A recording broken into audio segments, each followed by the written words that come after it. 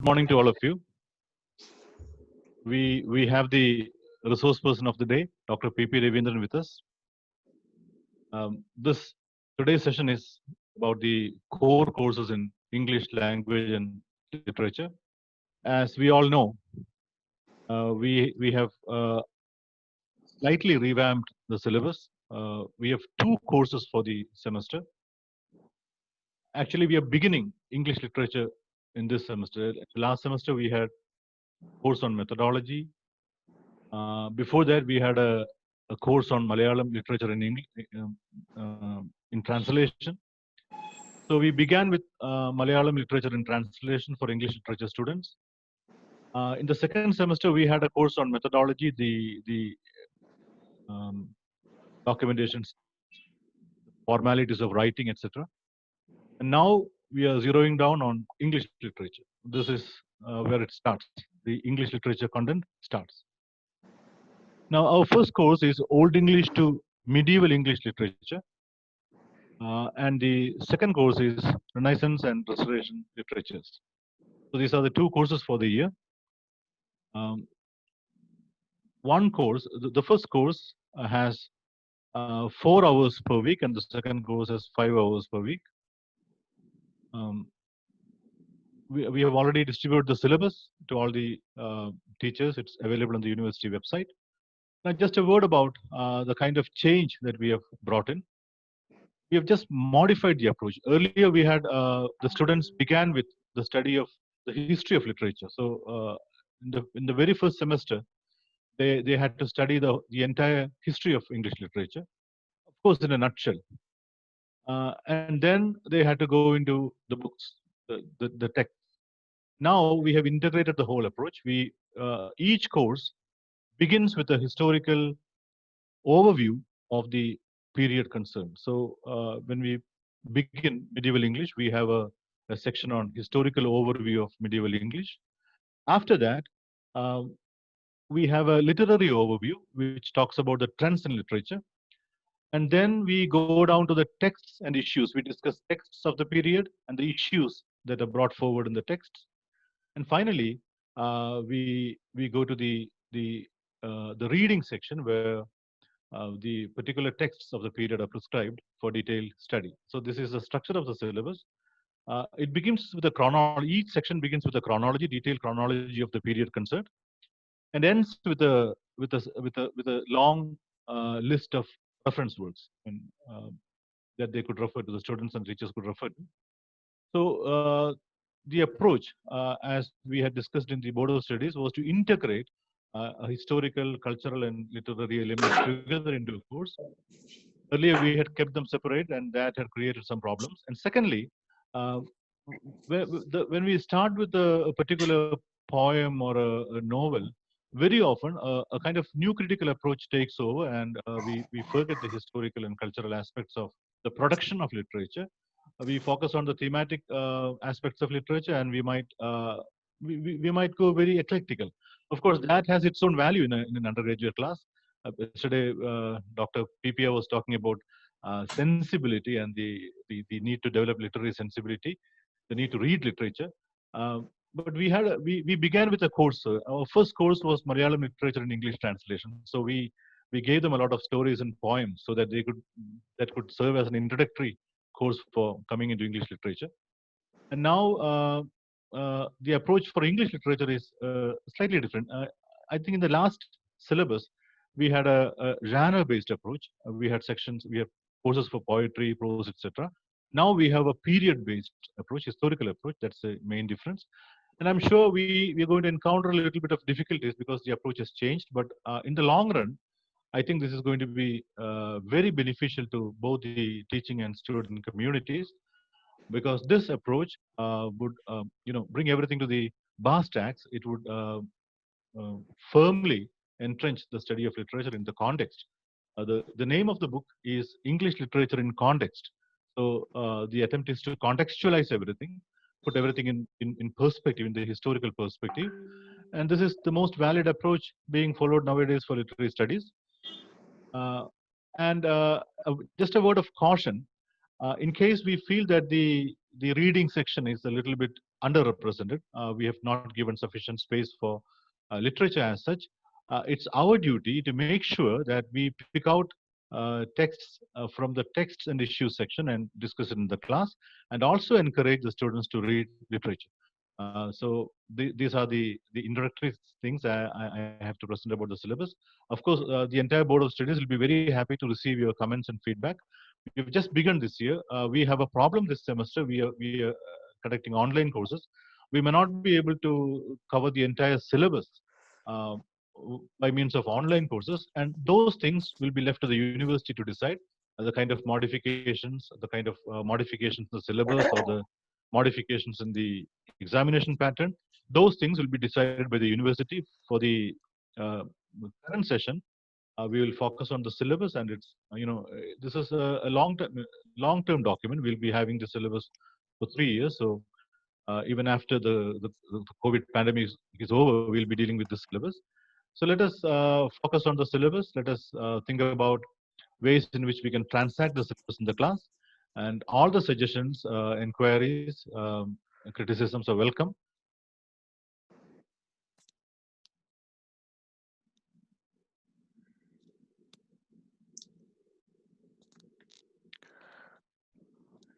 Hello. Hello. Hello. Hello. Yeah. Right.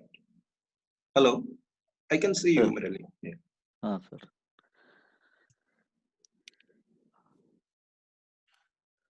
So let us. I think Payyanur must. Yes. Let us think of entering formally into the process of today's workshop. Let me request Vinod Kumar to introduce our chief guest, Professor P.P. Ravindran. Yes, sir. Good morning to everybody. Welcome to the workshop being conducted by the Board of Studies.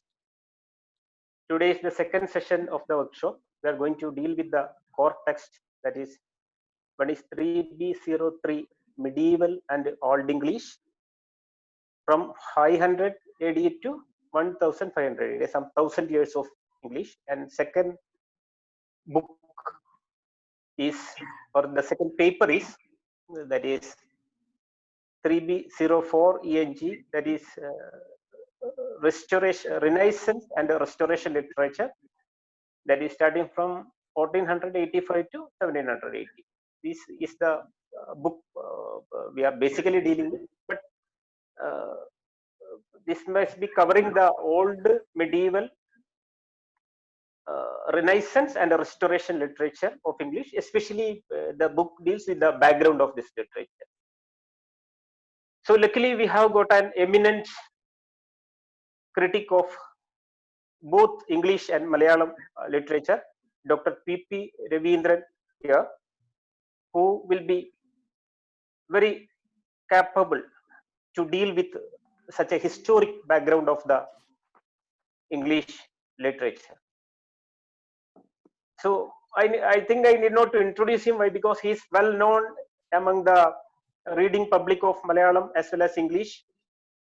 The last previous syllabus, we already had 2 essays from him. One was in Indian writing in English session, his introductory article from The Shades of Sahyadri, which introduces the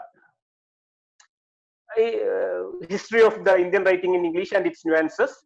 And the second part, we had a book on Malayalam literature on translation, and one of the main article which deals with the making of the modern Malayalam literature, that was also his contribution. So the teachers are well aware about the literary background of Dr. P.P. Ravindran. Is an eminent critic of Malayalam.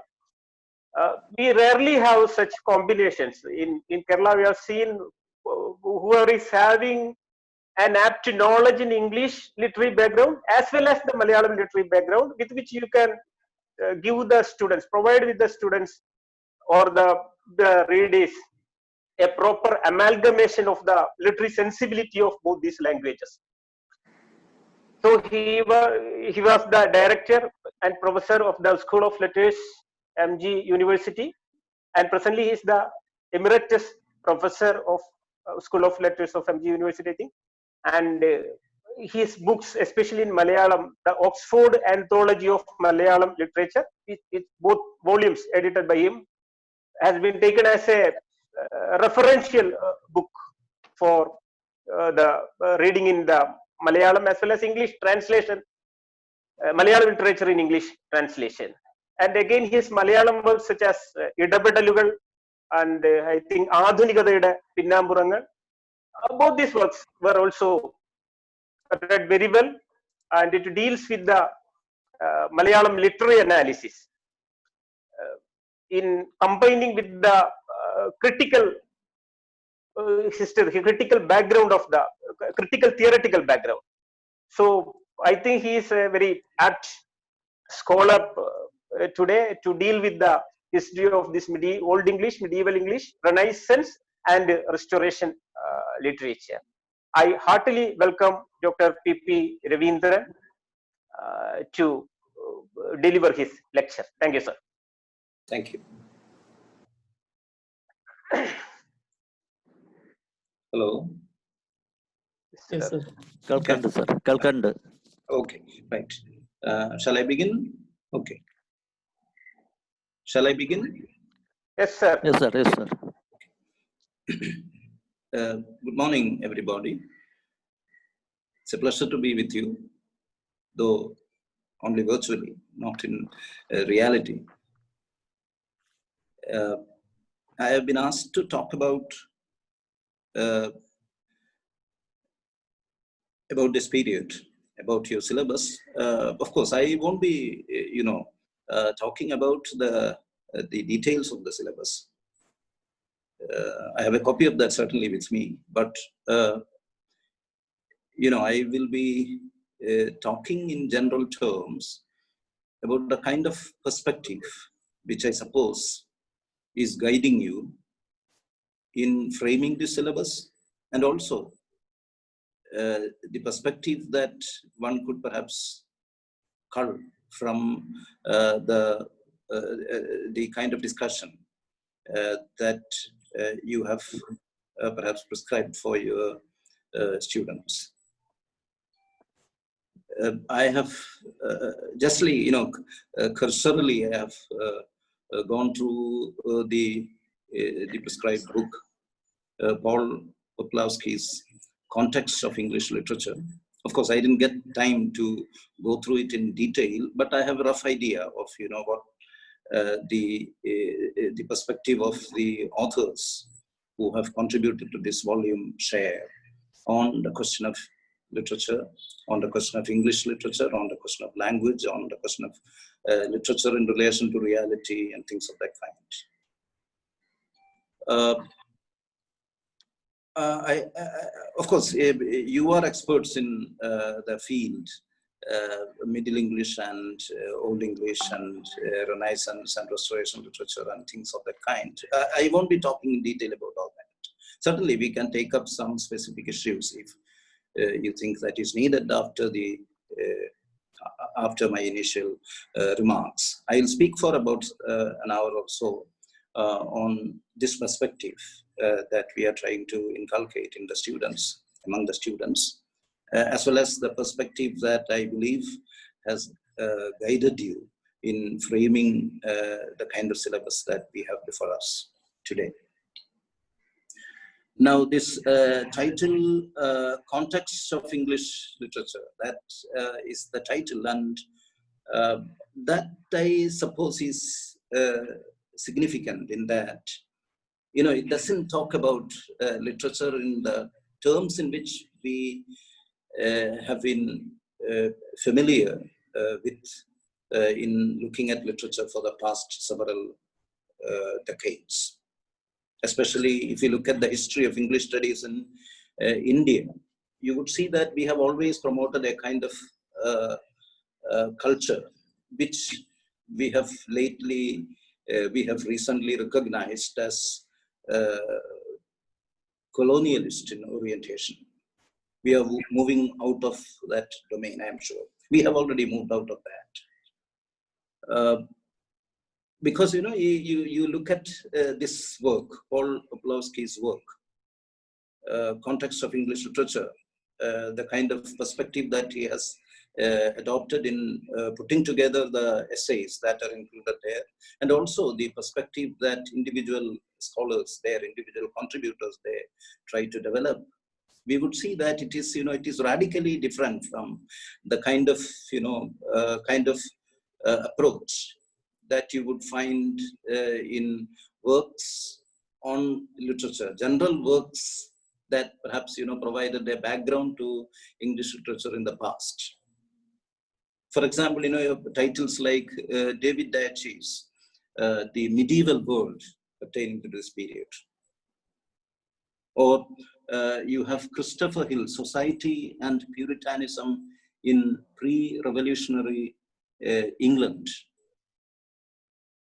Works of this kind, which used to be very popular among English teachers, among English literary scholars in the past, especially Indian teachers of English. Or, on the Elizabethan world, you have the well-known work, The Elizabethan World Picture, E.M. W. Tillot's classic work, The Elizabethan World Picture. You look at the kind of approach that these authors adopt in talking about English literature. The idea is that you have a tradition of English writing, which is constructed independently of the surrounding world. Of course, we talk about the surrounding world. That is the whole point in talking about this comparison. I mean, talking about these works in relation to the book that you have prescribed for your students.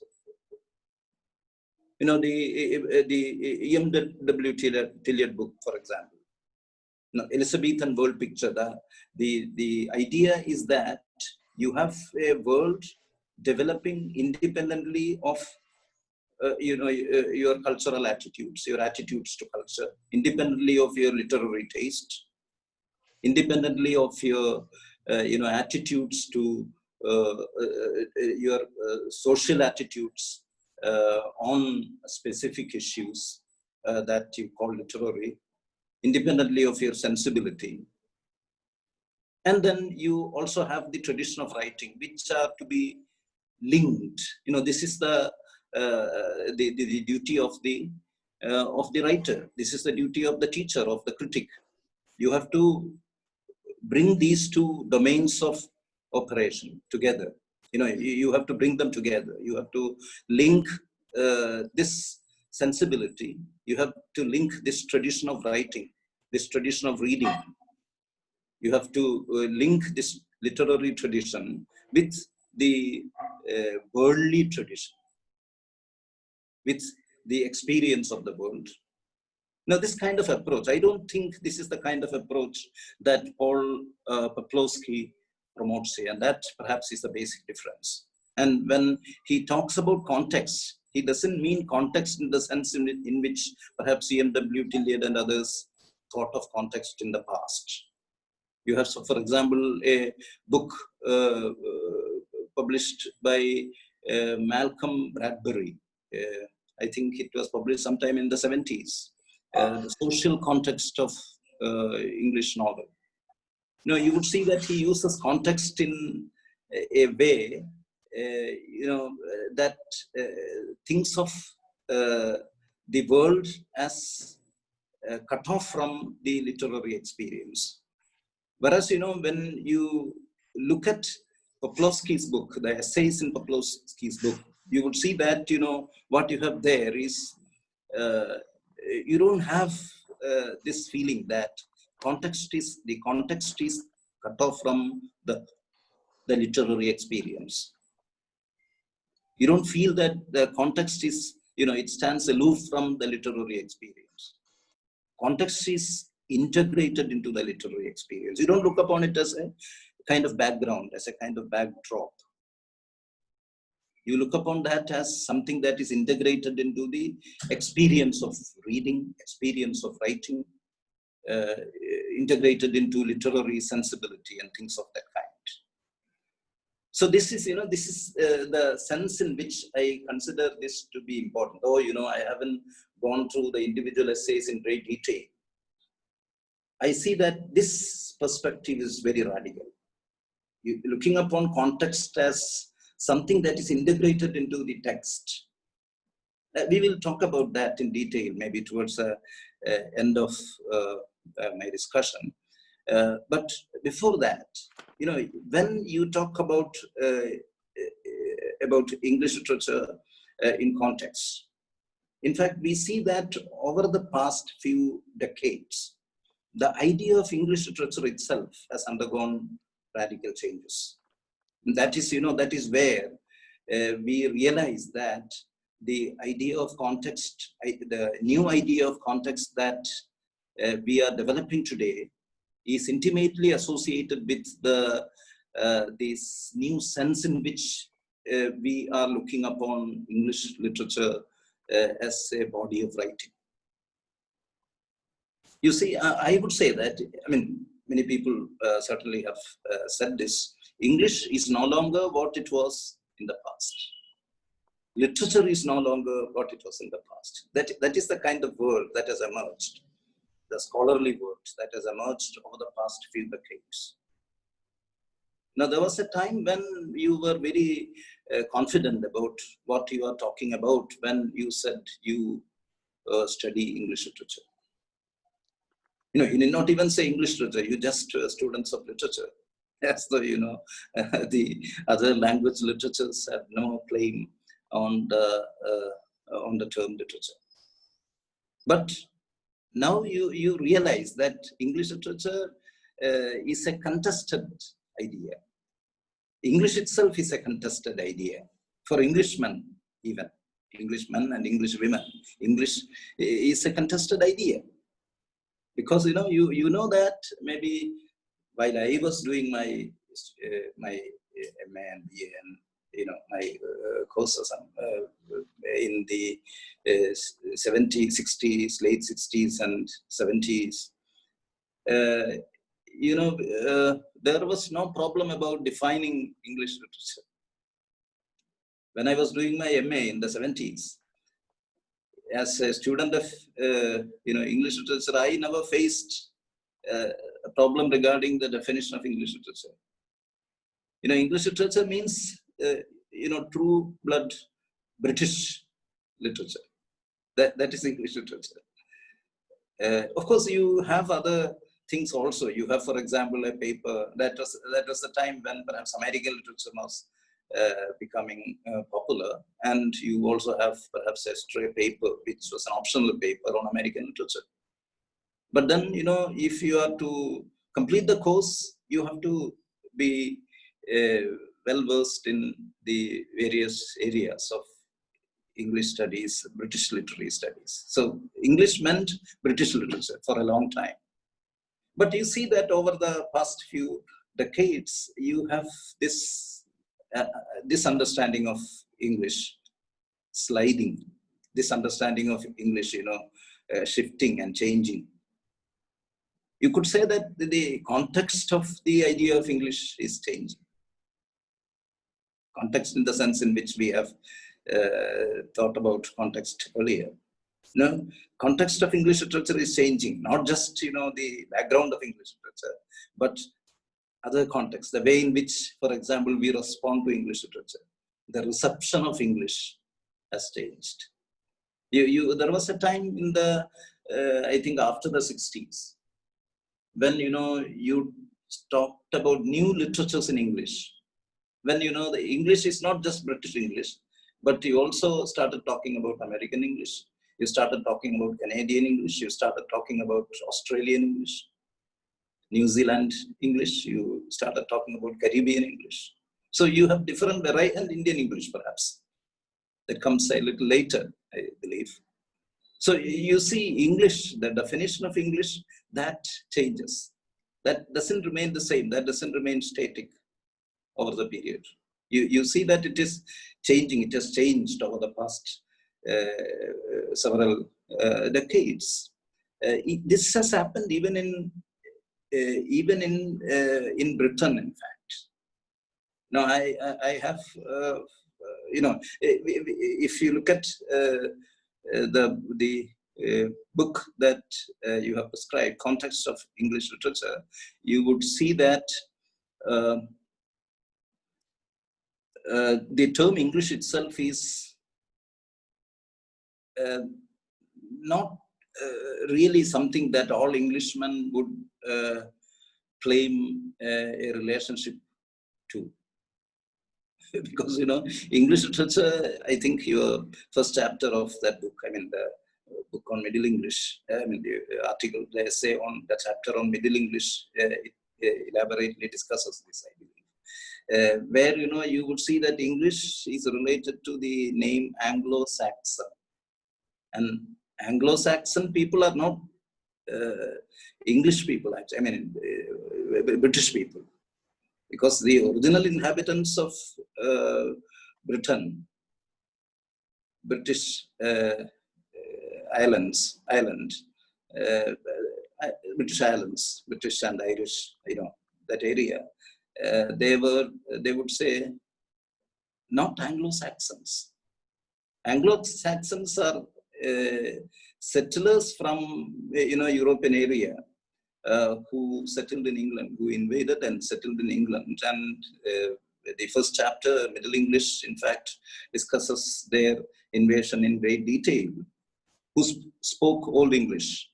But at the same time, you also had other varieties of language in use, in currency in England during that time. You have, for example, along with Old English, you also had French, you had Latin, you had Norse languages, you had Scottish language, or the precursors of these dialects, Welsh language, Irish language.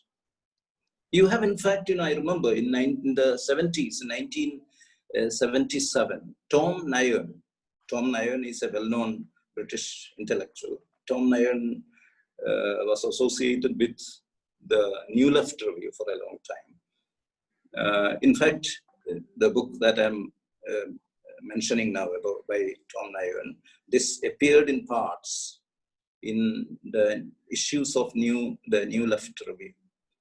Tom Nairn in 1977, he wrote a book under the title Breakup of Britain. Breakup of Britain, Crisis and Neo-Nationalism. That has gone into several editions. I think it has a revised edition now. Tom Nairn's Breakup of Britain, which argues for, and of course he doesn't argue for that, which discusses the question of, the different nationalities that exist in the British Isles. So you see, we imagine the British to be a homogeneous set of people, but they are not a homogeneous set of people. You had this demand from the Scottish people to, dissociate themselves from the UK and, have their own independent entity. So this is just like we have in other parts of the world, several nationalities fighting each other in order to claim, in order to have dominance in the system. You see this happens in Britain also, and this is this book that I mentioned, Tom Nairn's Breakup of Britain, Crisis and Neo-Nationalism, is about this. So, this is also linked to the language question. Actually, this is not merely the nationality question. You also have the language question undergirding that. Because, you have all these languages claiming superiority, claiming dominance in the British cultural system. So this is one reason why we talk about the context as important, because this is not merely acting as a background. You are talking about the language. You are talking about the English language.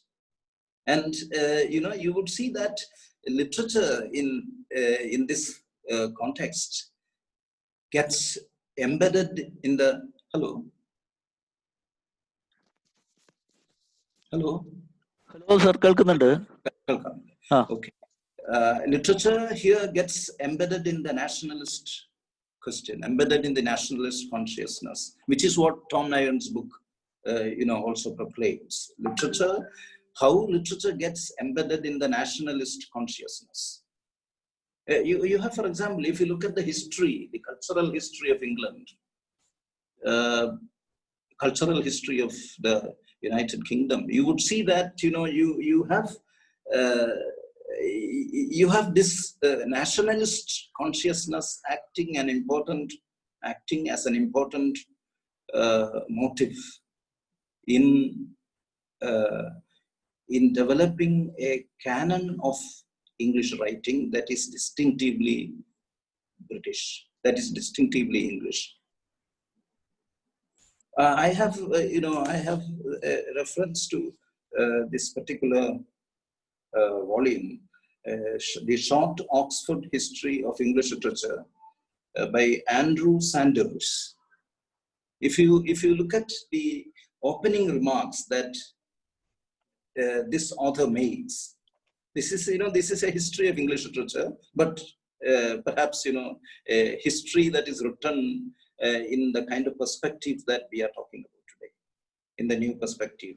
One of the early books, I would say, because this was published in 1994. The first edition was in 1994, where he talks about this particular idea, how the nationalist consciousness of Britain led to the development of a British literary tradition. So we imagine a British literary tradition to be something that is constructed in a vacuum. But how the British nationalist consciousness is embedded in this tradition. This is what he discusses. In fact, the way in which you started looking at the canon of English writing, the way in which you started looking at the production of a line of English writers. You have, for example, in the Westminster Abbey. I'm talking about this work. Can you see this? This is a history, a short Oxford history of English literature. You have other histories of English literature. I mentioned this because this deviates from the general perspective that you often come across in literary histories. Who's the author, sir? Yes, the name of the author is Andrew Sanders. Sanders, S-A-N-D-E-R-S. This perhaps would act as a kind of companion volume to Paul Poplowski's Contexts of English Literature, as a history of English literature. This would, perhaps be adopting an approach that perhaps is also shared by people like Paul Poplowski. In the Westminster Abbey, which is the coronation church of the English kings, you have a particular area that is earmarked for poets after their death. Poets' Corner, it is called, Poets' Corner. Poets' Corner, you have, poets gets this honor of being interred there, being buried there. So you see, this Sanders sees this as a gesture, a nationalist gesture, but also a gesture that is linked to the canonization of poets. You see, you can't have each and everyone getting entry there. You have to be of a particular status in the poetic tradition in order to be admitted into this corner. So this is what he says. You have, for example, I said the opening remarks. This is how he, he mentions Chaucer, who was interred.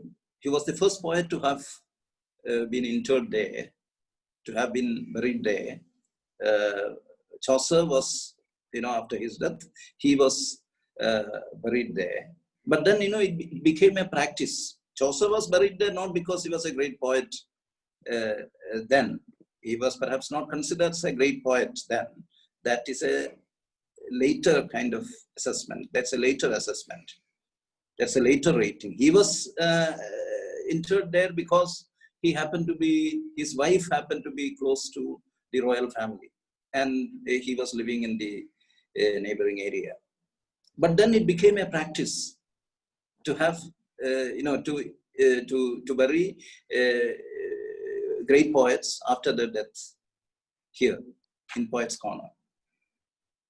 I'll just read out this, the kind of style that he adopts. You have Gower, who was a contemporary of Chaucer. He was not permitted to be there, though Gower, of course, was perhaps enjoying a greater distinction in that time than Chaucer. He was not admitted there because Gower, he says, who had retired to the priory in his old age, received a far more elaborate tomb, one which proclaimed him to be Anglorum Poeta Celebrimus, the most famous poet of the English nation, and one which showed him in effigy, somewhat uncomfortably resting his head on his three great works, and the names of the works, the three works. So, what I'm suggesting is that literature is intimately linked to the idea of the nationalist consciousness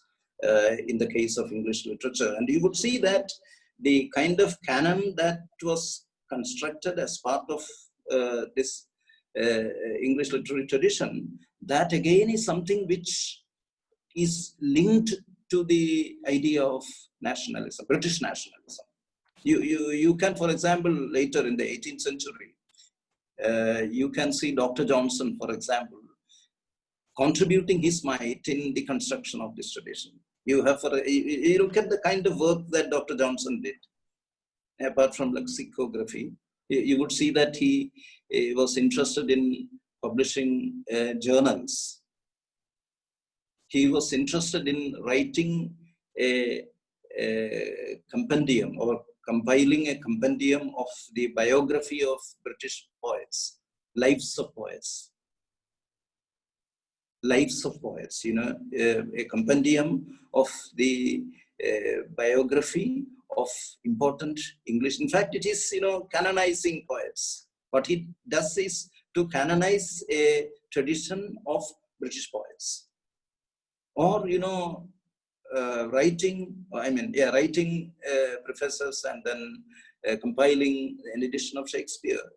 Bringing Shakespeare as a kind of canon. Shakespeare becomes an icon of English culture, in fact, as a result of this. Before that, Shakespeare was, as several historians of literature have pointed out, Shakespeare was, what can be called lowbrow. He was not a highbrow, but he became an elite writer. He became an icon of English culture after Dr. Johnson and people who followed Dr. Johnson, introduced him to the colonial world as, here you have an icon of British culture. This is how, British nation comes into being, not merely by administrative measures, but by, measures that are connected with the construction of a literary canon. So this is, this is the problem, or this is the context in which we talk about English as the idea of English as shifting. Whereas, you had thought of English as something that is, that could be thought of in absolutist terms. We now realize that English is not to be treated as something that happens in a vacuum. English is situated in a context. The same goes for, the idea of literature. people have thought about this. You have a lot of literary scholars. You have a lot of philosophers, a number of philosophers thinking about this. What is literature? Sartre, for example, in 1949, he published a book on this. What is literature? You have Terry Eagleton talking about literature. What is literature? You have Mario Vargas Llosa putting the same question. Maybe he asked the question, why literature is important. So this is a question which people have often asked, and in this question, you have the impression, you get the impression when you see the question framed in this way, that you have something that is unproblematic that is being referred to. Literature is something that is unproblematic.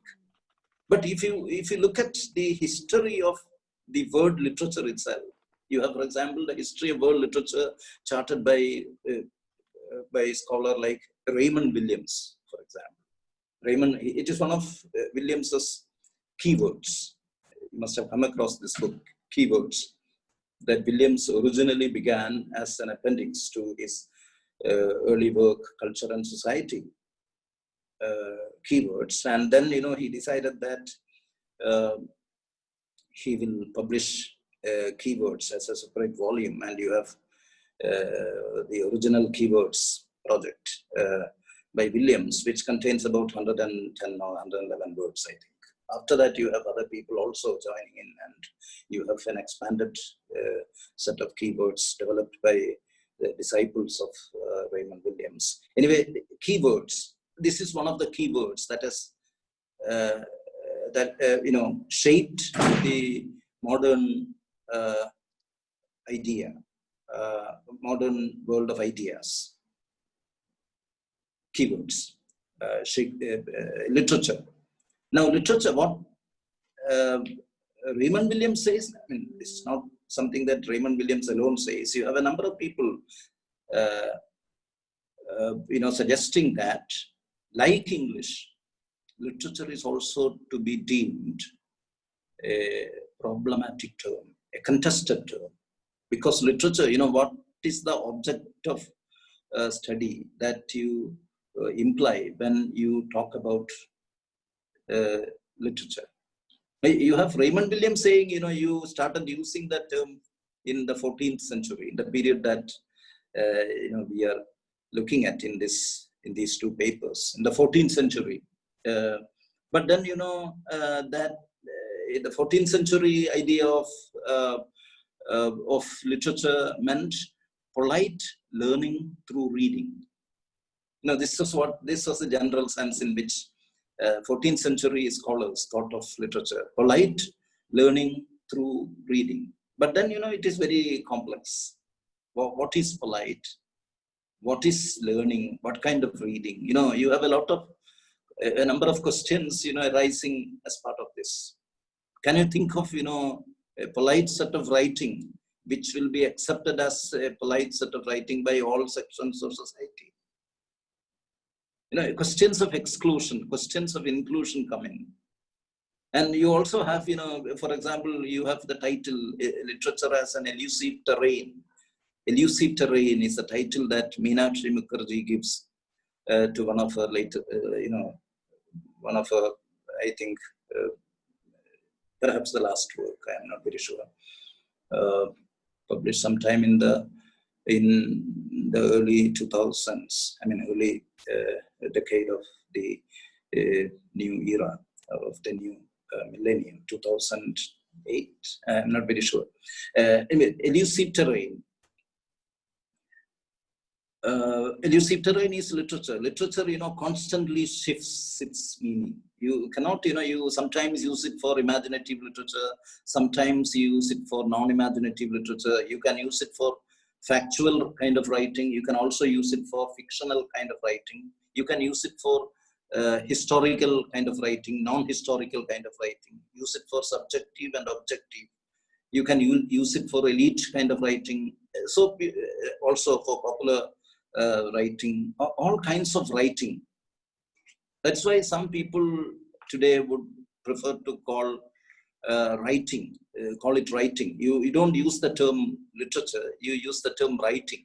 You have, for example, the 60s, Tel Quel group, French theorists, Barthes and others, Barthes, Julia Kristeva, and several others. Peter Solers, in fact, was the editor of this magazine, Tel Quel, who started a debate on this, on writing. And, the questions coming up from that pertaining to textuality and things of that kind. They are related to this discussion that was initiated in the pages of Tel Quel, the magazine that lasted only for 10 years or so in the 1960s, published from Paris. So writing, you use writing, or you use discourse. You don't use the term literature, which often signifies an elite set of words. You cannot. It is not inclusive. Literature is an exclusive kind of term. That's why you have, for example,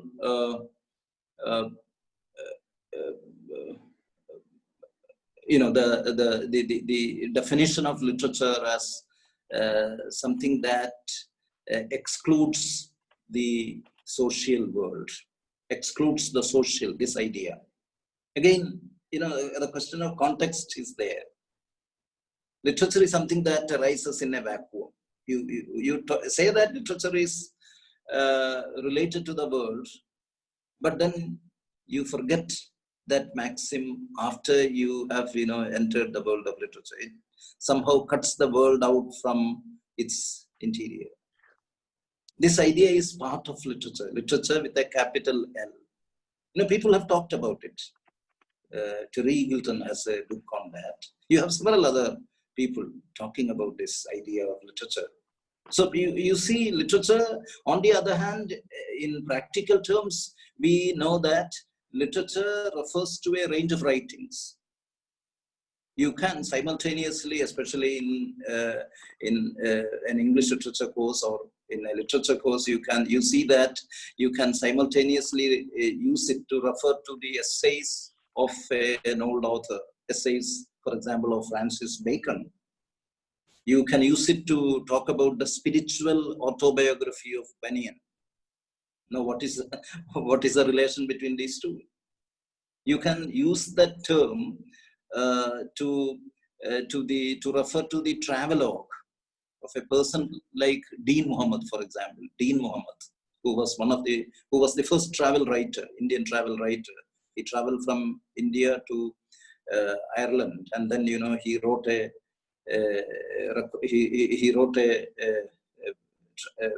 piece on that. That is supposed to be the first travelogue written by an Indian in the English language, Dean Muhammad. You can, or in Malayalam, you have Paramakal Thoma Kathana's book, Travel Writing. So all these are, or you can say the letters of Keats. That is also part of literature. So literature is a very, very flexible kind of idea, a very flexible kind of expression. You can, what it implies or what it means. You can have different ideas of that. This is why you have, in the essay that the first essay that you prescribe for your students, in Valerie Allen's essay on Middle English, you have this statement. I came across this statement I think in the first page of that book, Poplowski's volume. I'll just quote from that. For most of the period, that is Middle English period, 500 to 1500, that period, Valerie Allen is talking about that.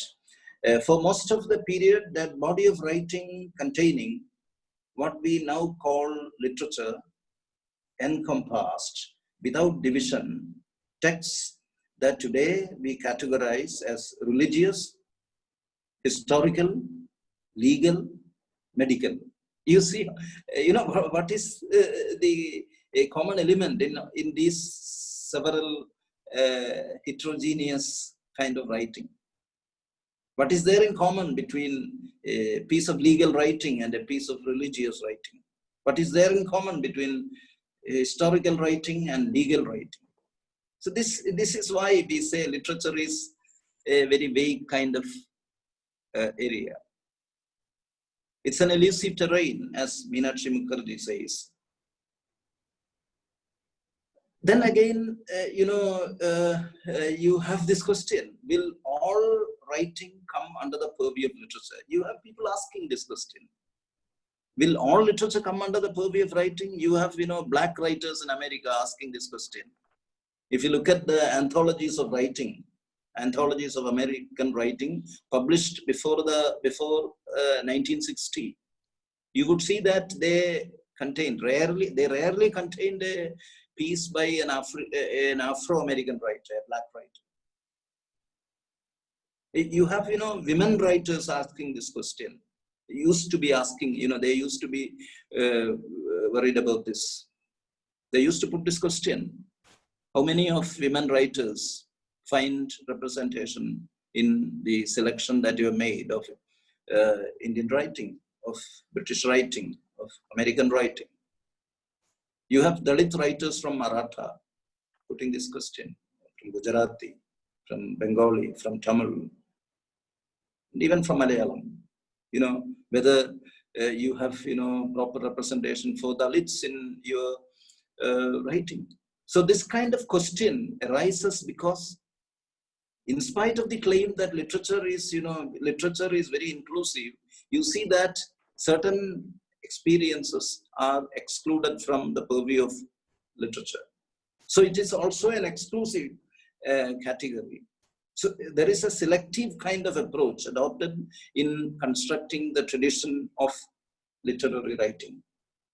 And it is in this context that I don't want to go into such details. You talk about literary studies merging with the domain that we call cultural studies. So that is a whole area which have to be discussed in detail. I'm not going into all that.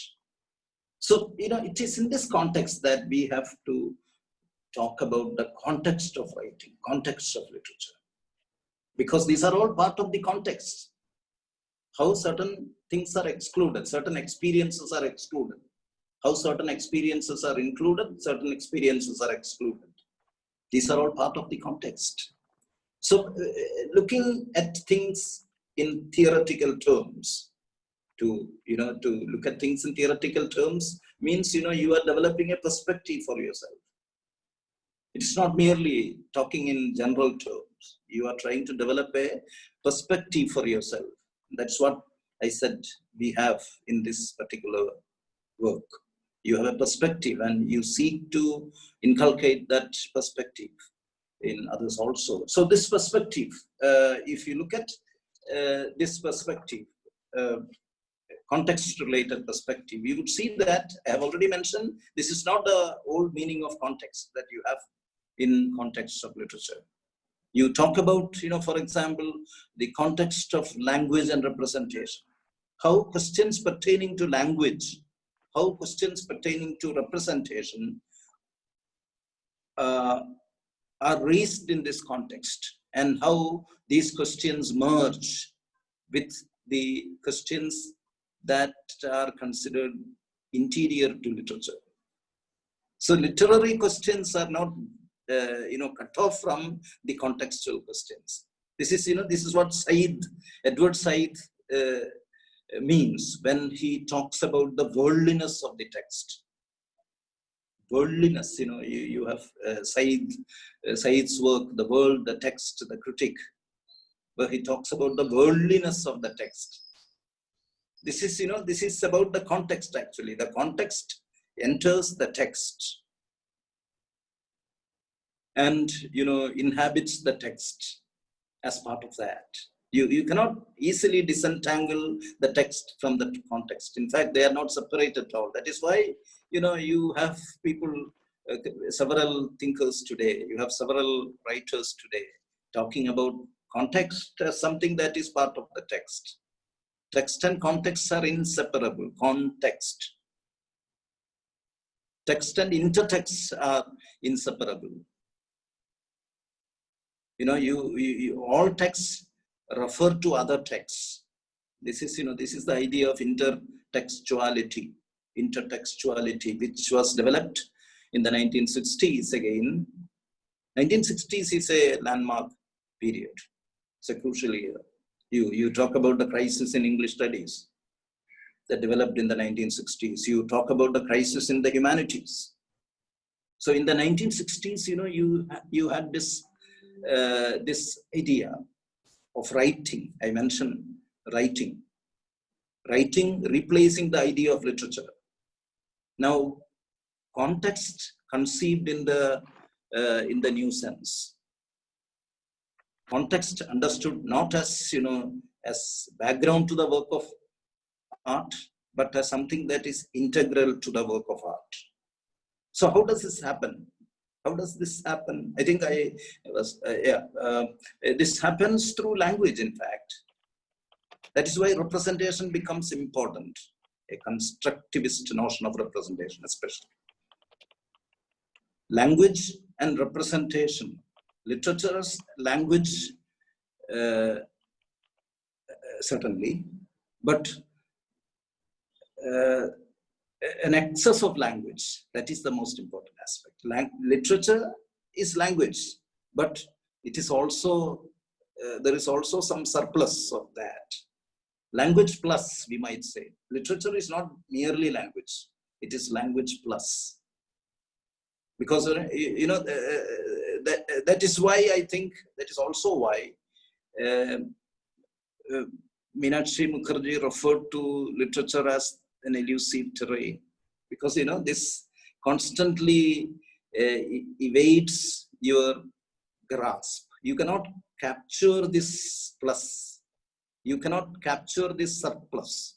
You cannot capture this excess. It is difficult to, capture that experientially. In experiential terms, you have to do that. This is what you teach. This is what we teach our students.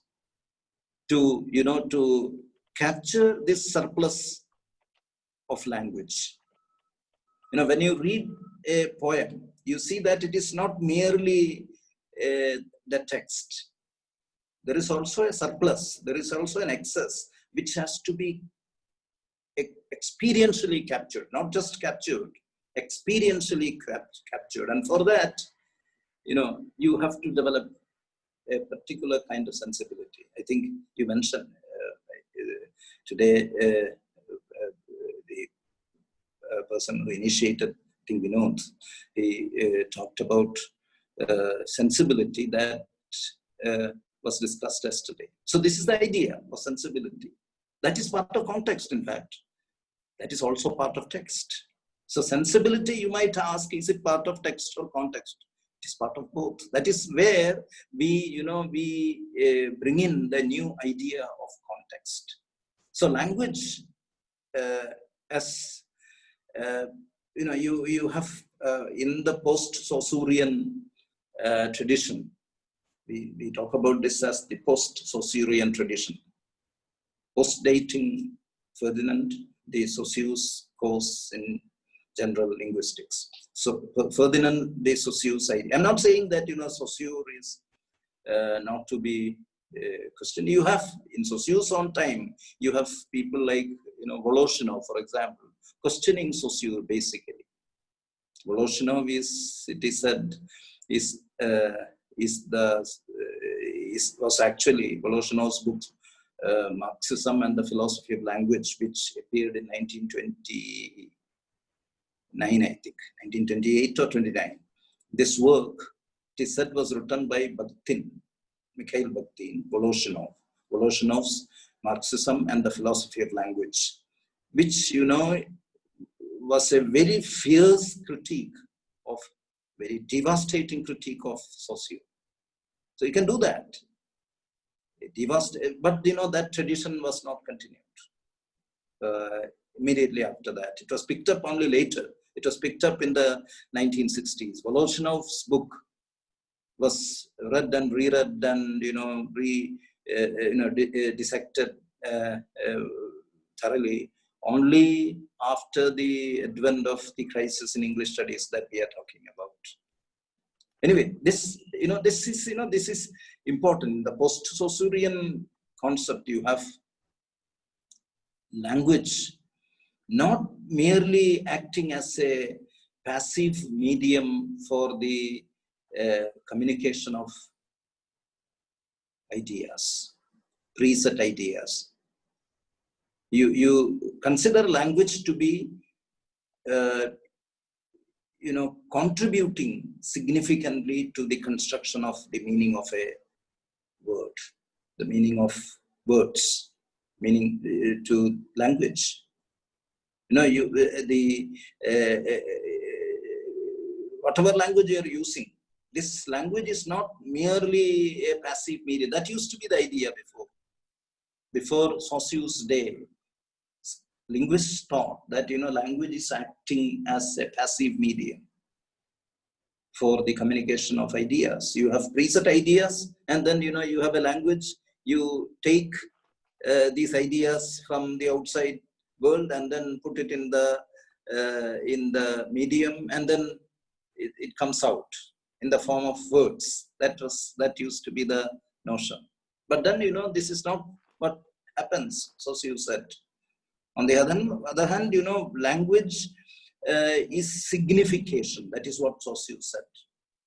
Language bestows a particular signification upon reality.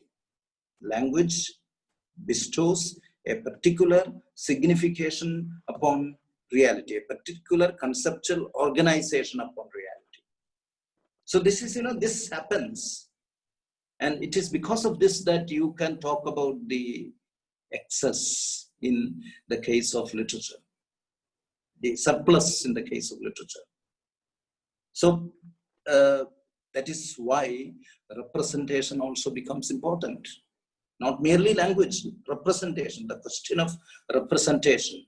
So you must consider this to be a matter of representation, how reality gets represented,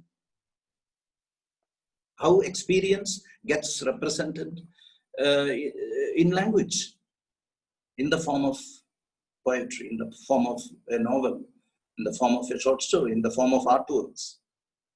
So this is how representation becomes important. So context, I would say, but the context is constituted by this idea of language and representation. You see, that is part of the text. That is also part of the text. So you are discarding the old notion, the old idea of text as all inclusive. I mean, text as something that that contains everything.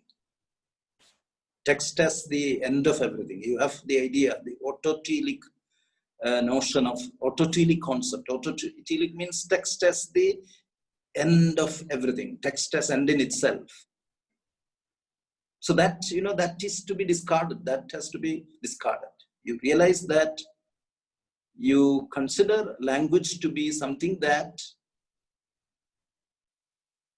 is simultaneously textual and contextual. So language is something that is simultaneously textual and contextual. This is the constructivist understanding of representation. The constructivist, it's a construct. It is construction. It is part of the process of construction that you have this happening. Constructivist idea. In fact, you can talk about representation in several terms. You can talk about representation as in reflective terms, for example, where you imagine that the meaning of a word, the meaning of something that you state, the meaning of a statement is in the object that you are talking about.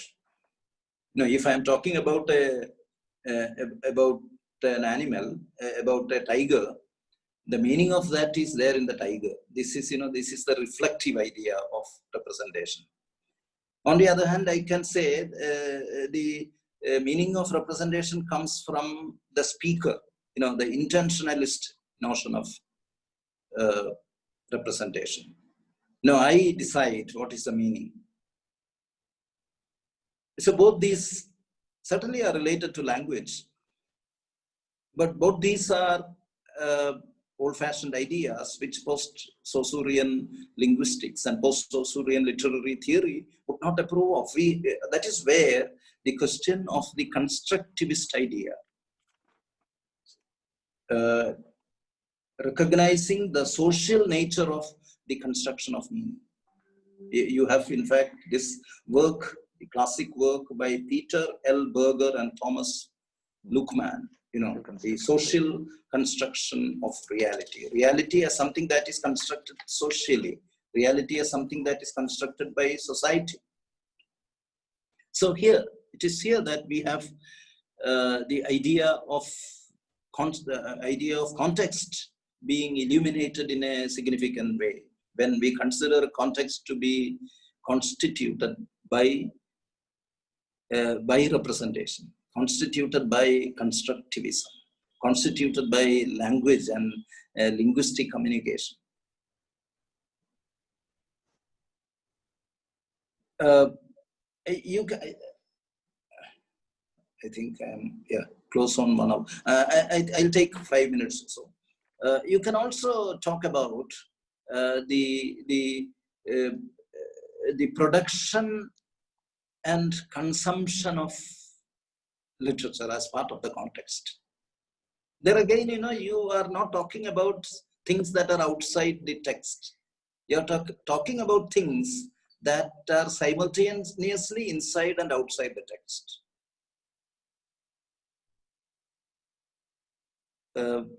So the context of production, context of consumption. When you're using these words, you are moving away from the old idea, because you don't talk about the process of creation. Creation has a divine aura around it. We don't use that. This was the sense in which, a person like Walter Benjamin, for example. Walter Benjamin in the 1930s, he has an essay. He wrote this essay sometime in the 30s, I think 35. Author as producer. You have several others using that expression later on, especially after the 1960s. In the 60s and later, you have Meschery, for example, writing a book under the title Towards a Theory of Literary Production. So literary production. In fact, several Meschery, in fact, is an Althusserian. Althusserians would be using the expression production and consumption.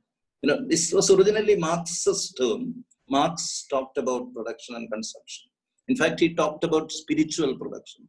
Marx would use the term spiritual production to talk about, subjective kind of writing.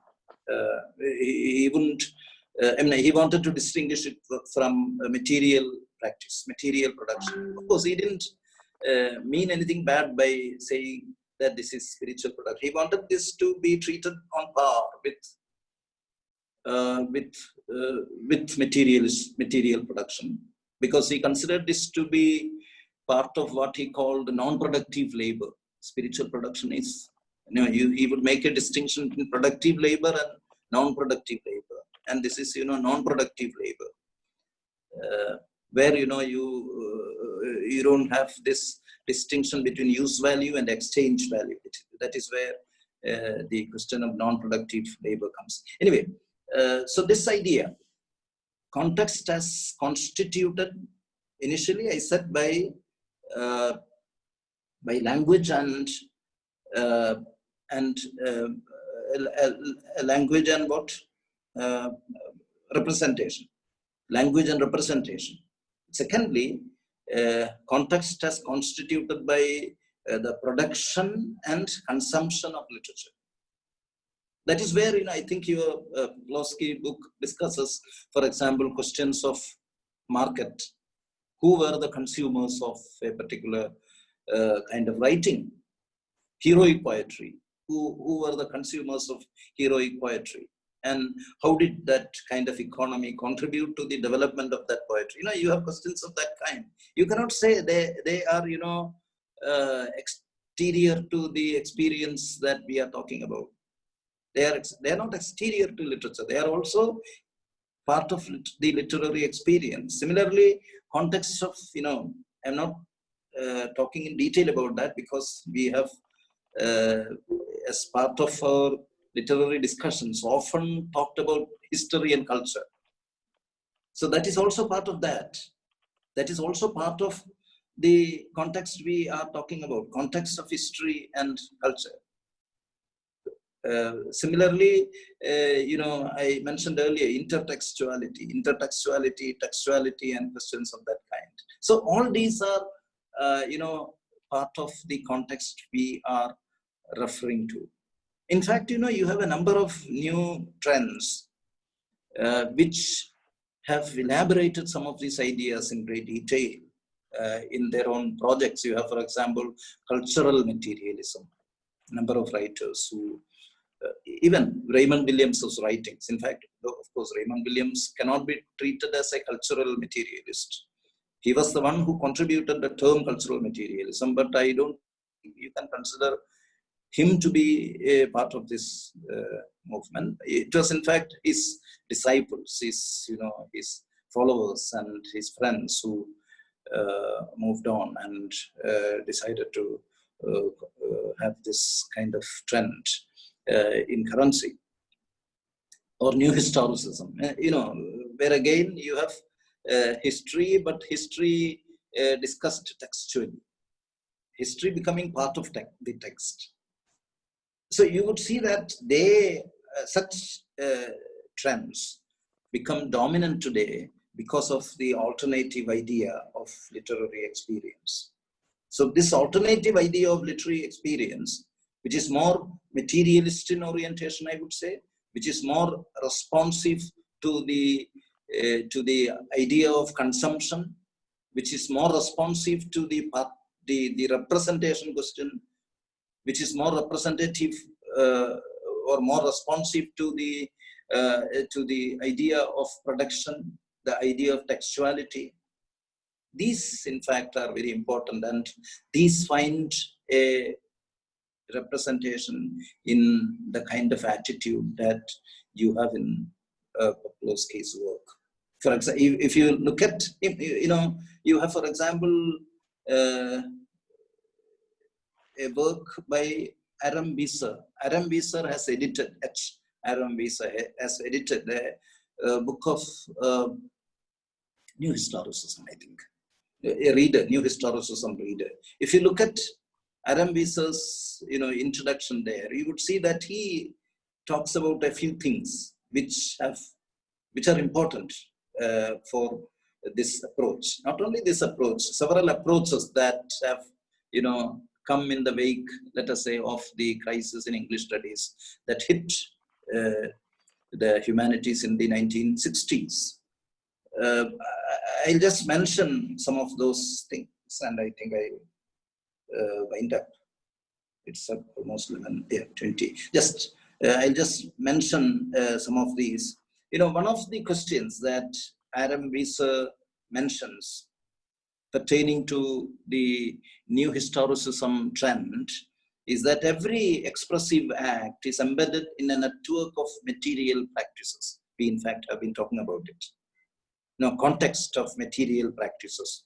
In fact, literary text is embedded in that. Embedded in this network of material practices. That is why, the question of language becomes important, because language is part of that practice. There was this idea formerly that language is something that is internal to you. Language is something that is social because it is something that we get from outside. Language is a social network, in fact. So how your experience, your personal experience, your intimate experience is embedded in a broadly social kind of network.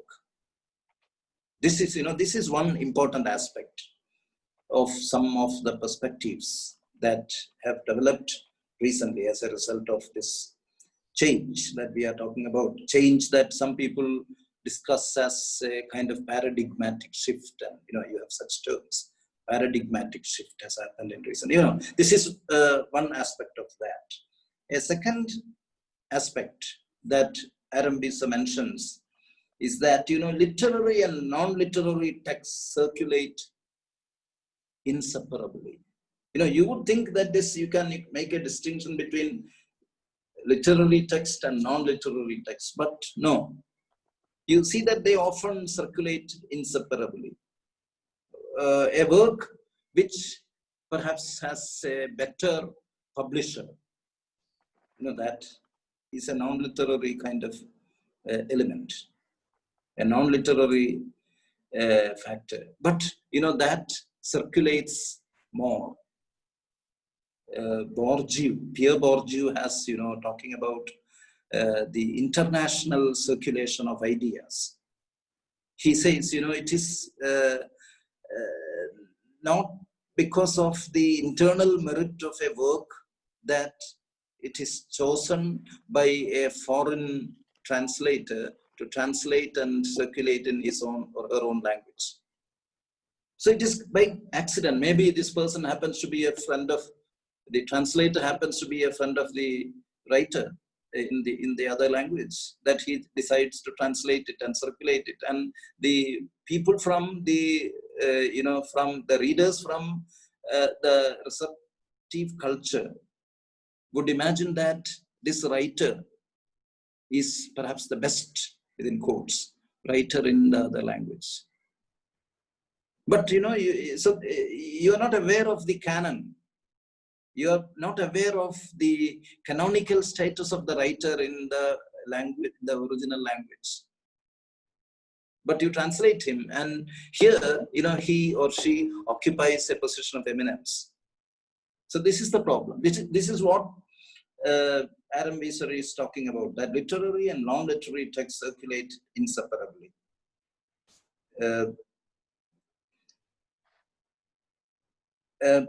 Another question that he discusses, I think I'll close with this.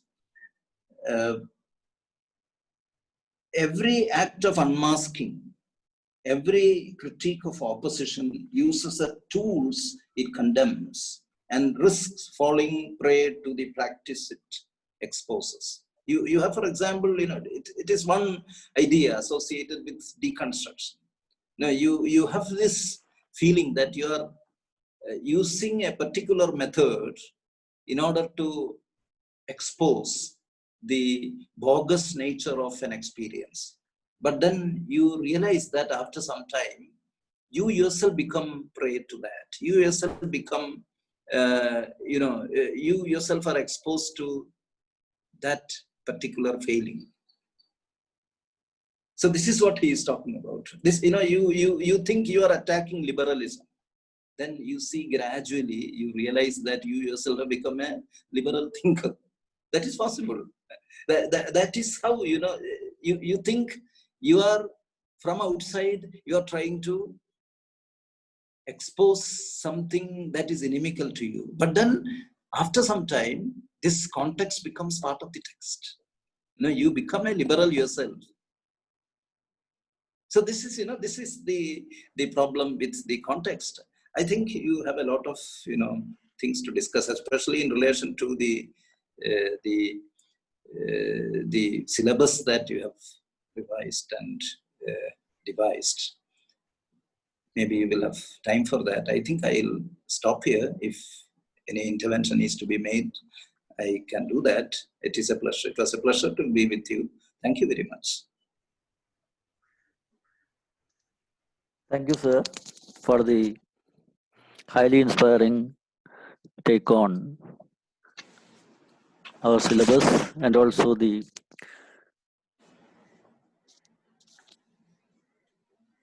parts described from Literature in Context by John Poplowski.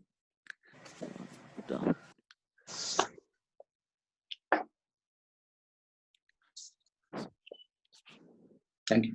So it was a very refreshing class. I think some of the questions raised here and we should raise are like we usually see literature very rarely spoken about in relation to history, in relation to context. So like why particular types of literature emerge from particular sets of historical circumstances. Usually in academic circles, we tend to take for granted the literature is invariably a kind of critical reflection on people, society, and other things that go with it. Often glossing over the fact that both in its material and symbolic aspects, literature is embedded in historical context and reproduce the exploitative relationships of the dominant ideology. Roughly, these are the aspects elaborated by Professor P.P. Ravindran. He began with, I'm giving a short summary of the speech so that it will help our discussion. The first aspect he discussed was the gray area between what we usually call as context and background. And if we look at our MA syllabus, we can see that every first module is background. I usually begin the class with this question: how can you think of a background and a foreground like this? So that's the same aspect discussed here. We have to distinguish between the use of background and the context. There is no background. That is the summary statement of the speech. There is no background at all. It is context. And within the context, you have text, context. Text is embedded in the context. That is the idea given elaboration. And this text, according to the speaker, makes a radical syllabus, a radical departure from the background oriented literary studies to the context oriented studies. It's a radical change, and this was substantiated further by the radical change in the idea of literature. The idea of literature is contested. A large number of examples were given regarding the English nationalism, various contending streams in English nationalism, like the British one, the Anglo-Saxon one. Again, we can also think of, I think, in terms of Scotland's claim to a different nation, even. The Scottish tradition stands very, very different. We can see the Scottish writers can be looked upon as from a different nation itself. Then contesting nationalities was talked about, destabilizing our notion that English literature is a monolith, is a homogeneous entity. And he also discussed the language and literature question, how it is embedded in nationalism, how the nationalist initiatives developed what can be called a canon very interestingly, we saw how the burial place becomes a hierarchy, a place of hierarchy and hegemony, poet's corner, where Gaur was not, given place, Chaucer was given. So that's very interesting, how a canon is developed and how that canon rules the fields of literature and criticism. Not only that, how it rules even the material practice of burying a poet, giving a space to a poet. So somebody is kept out. So that is the exclusivist tendencies, seen. We never think of how a burial place is connected with literature and literary studies. Interestingly, these are all part of a continuum. That is what we see.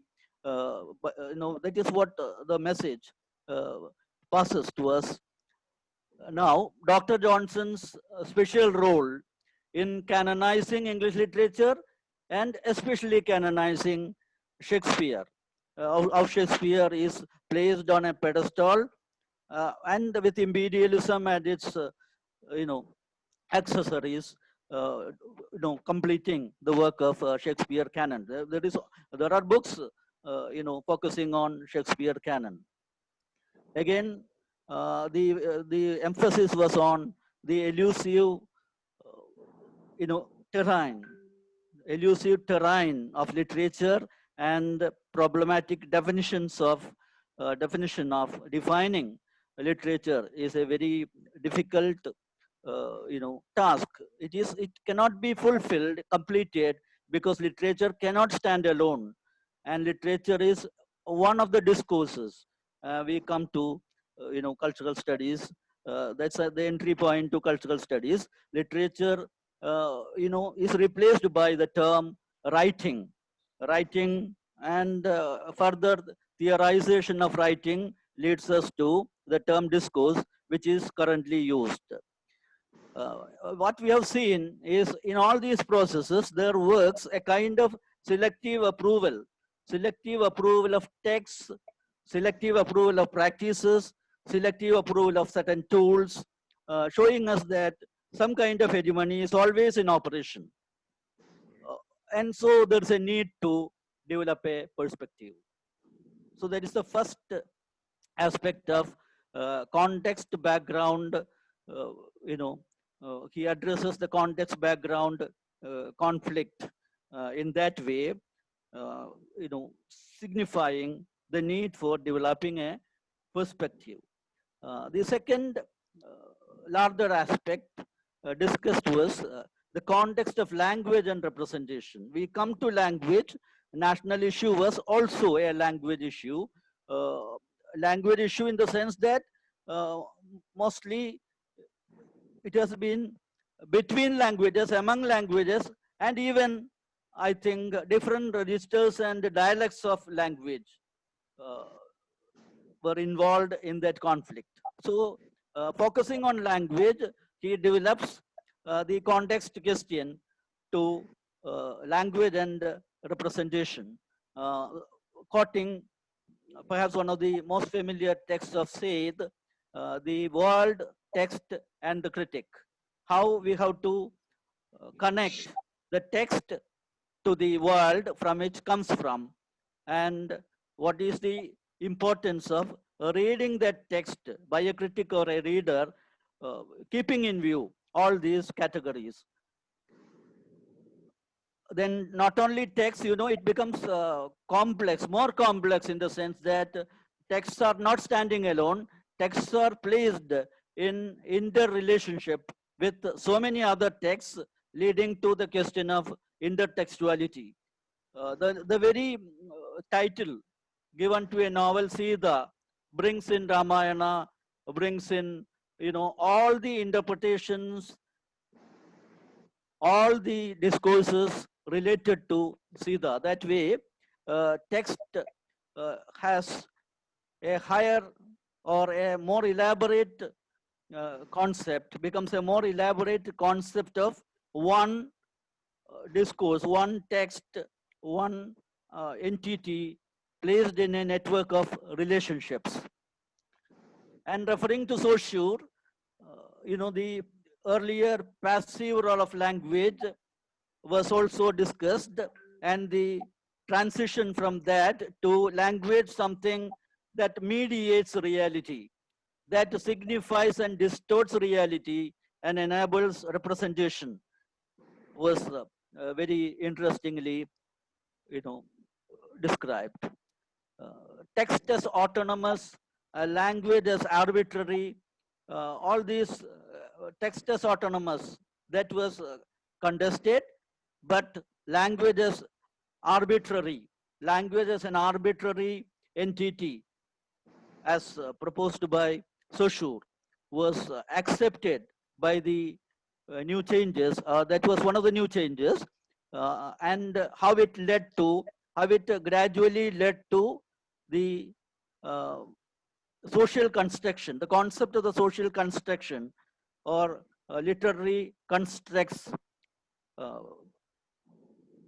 In relation to that, the reflection and intentionalist modes were also spoken about, but we are more interested in what is called the social construction of reality concept, and also literature becomes one such construction of reality. The third aspect discussed in relation to the context was, the context is actually constituted by production and consumption, two material practices of modern capitalism, late capitalism especially. He described those concepts. These are aspects. Production and consumption are aspects which are both inside and outside simultaneously. There is no point in looking at these separate from the text. Now, Walter Benjamin, with the assistance of Walter Benjamin, Perry Mashery, how the vocabulary changes into literary production, and also the author as a producer. And he concluded his speech referring to Adam Wieser, new historicist, ideologue, with the idea that the literary and non-literary could not be, considered inseparable. This cannot be disassociated at all, these two. And even the case of translation is very problematic in the sense that translation of a work into a foreign culture, the reader at the receiving end may take this writer as the most important writer from that culture. So that also raises certain questions. And lastly, and most interestingly, we came to know that when we use a tool to conduct a critique of liberal humanism, or we use certain tools and fall prey to the same kind of tools. So this is a total, there's a kind of boomeranging effect in all our activities, and that is highlighted. So what in short, he has attempted to do was to question the existing concepts of literature as timeless, transcending, representing something constant in human nature. Then the view that there is a meaning inside the text, which is our new critical tradition. There is only one meaning, and that meaning can be located within the text. That is destabilized in the sense that the meaning is elsewhere. The meaning is elsewhere in context, and context is multiple. Context is multiple. Context is an integrated multiple. And again, through all this, the talk was also focusing on the anti-essentialist nature of literature, nature of, human categories, or, any category that we talk about. There is no essence in that. Actually, it is a product of the circumstances, the social environment, like that. So ultimately we come to, I would conclude, Professor Ravindran's speech by referring to, uh, one of the statements of Terry Eagleton when he was asked.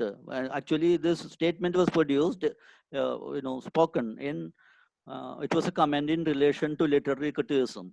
Somebody raising the question why why he always drags politics into literary criticism. I think this can be used for speaking about literature also. So what he answers is, there is no need to drag politics into literature or literary criticism. It is already there.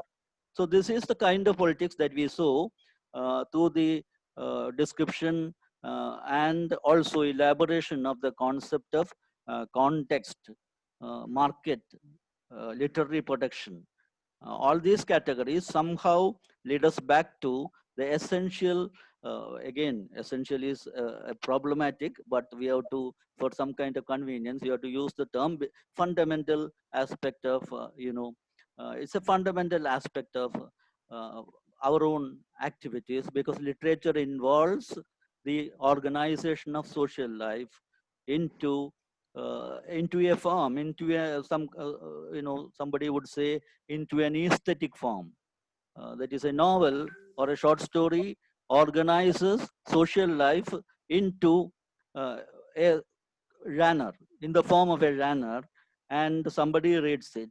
And this organization of social life into an aesthetic, supposedly in aesthetic category, and the reading of it by another person or people are, basically political questions, and we have to accept that, because after the 1960s cultural turn of things, this is something we cannot keep away from.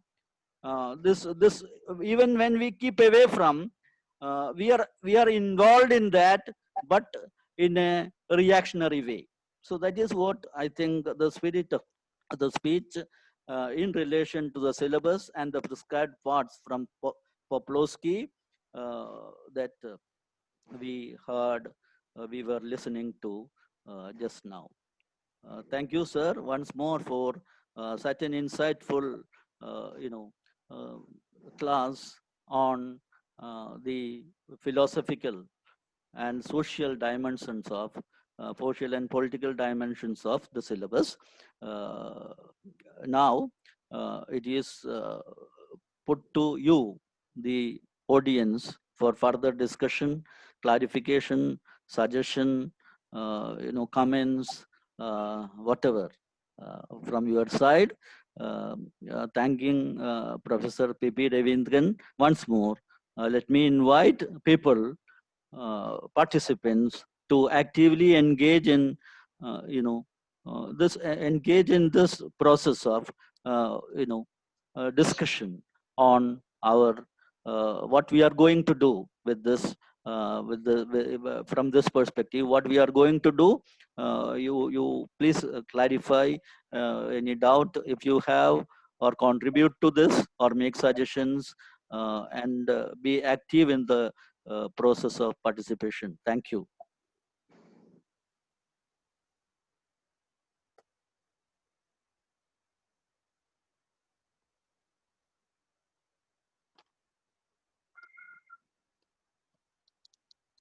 So I think I have done justice to your speech, sir.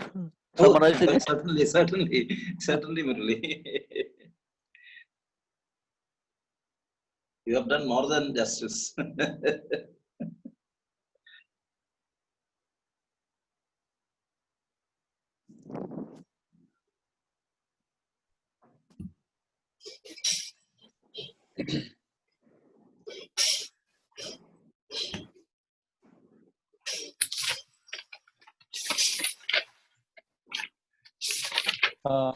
Is it open for questions, sir? Yeah, Maybe I can ask one question. already open, very much open. Okay. One request, Sir, please. One it was request, a- please.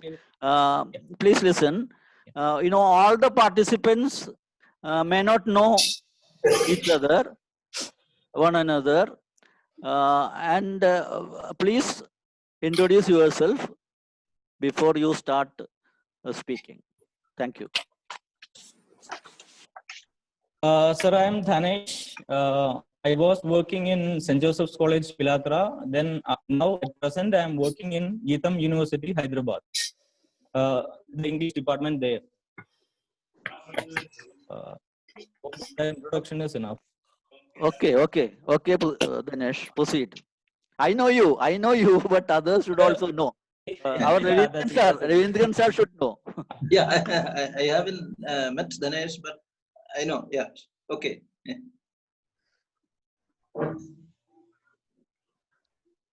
Okay, go on. Dhanesh, you are also a student of Payyanur College. Yeah. You can Okay. also Right. a student of Murali. Yeah. So Ravindran sir, I'm extending from your point that text is not all inclusive. Hello. Yeah. So at present in the culture, I mean contemporary cultural studies, we have this idea of text as not inclusive. We take, for example, performance and everything that can be studied as a text, right? So in that context, we have this idea of everyday. Everyday is now a theoretical term, actually a very prominent offshoot of contemporary cultural studies, the theory of the everyday. We have the sociology of everyday, the philosophy of everyday. Hello. Hello. Yeah. Okay. Yeah. Dinesh. I think Dinesh disconnected. I have some internet issues. That's Okay. why. Come on, go on. Continue. So I'm talking about the everyday. The everyday is not the general term anymore. It is a very, very cultural term now, like a theoretical term now. So the question is how cultural productions and representations are localized into individual experiences. We are no longer talking about a culture which is monolithic and all inclusive or applicable to everyone. Rather, we are talking about how what we call culture or tradition is localized into individual experiences. So I think this should also come in. Hello. The connection is lost at the critical moment. So I think they can also type in the chat box. Okay. Like continue. Participants, please type your queries or comments in the chat box. Yeah, Dhanesh could not complete his question, I think. Okay. Dinesh will. I'll continue. Continue. Okay. Dhanesh, So please try to be brief, Dhanesh. Every day. Yes. So this everyday, the idea of the everyday should come into the class. For example, when we teach Renaissance, we should not be teaching Renaissance as something of the past or something that happened years ago, something like that. We should teach it as part of everyday, how it is experienced in today's life, right?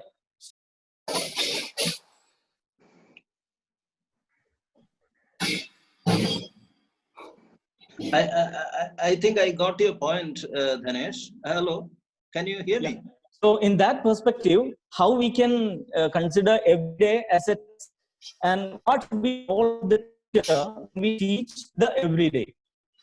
Okay. That is my question, sir. Okay. Should I answer each individual question or? That would be good, sir. That would be good. Okay.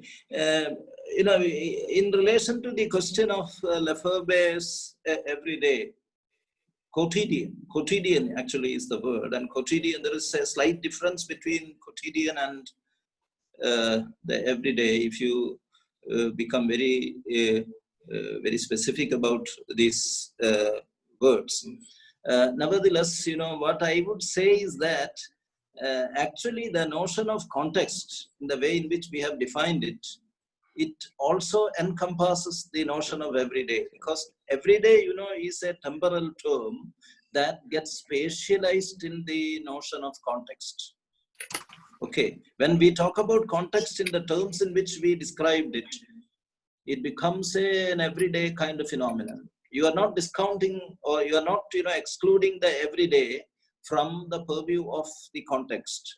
That is why I said the context is an example of the spatialization of the temporal notion of the everyday. I can go on like that, but this is in brief what I would the way I would respond to your query, Dinesh. Sir, Hello? I think, sir. Dinesh, you are here.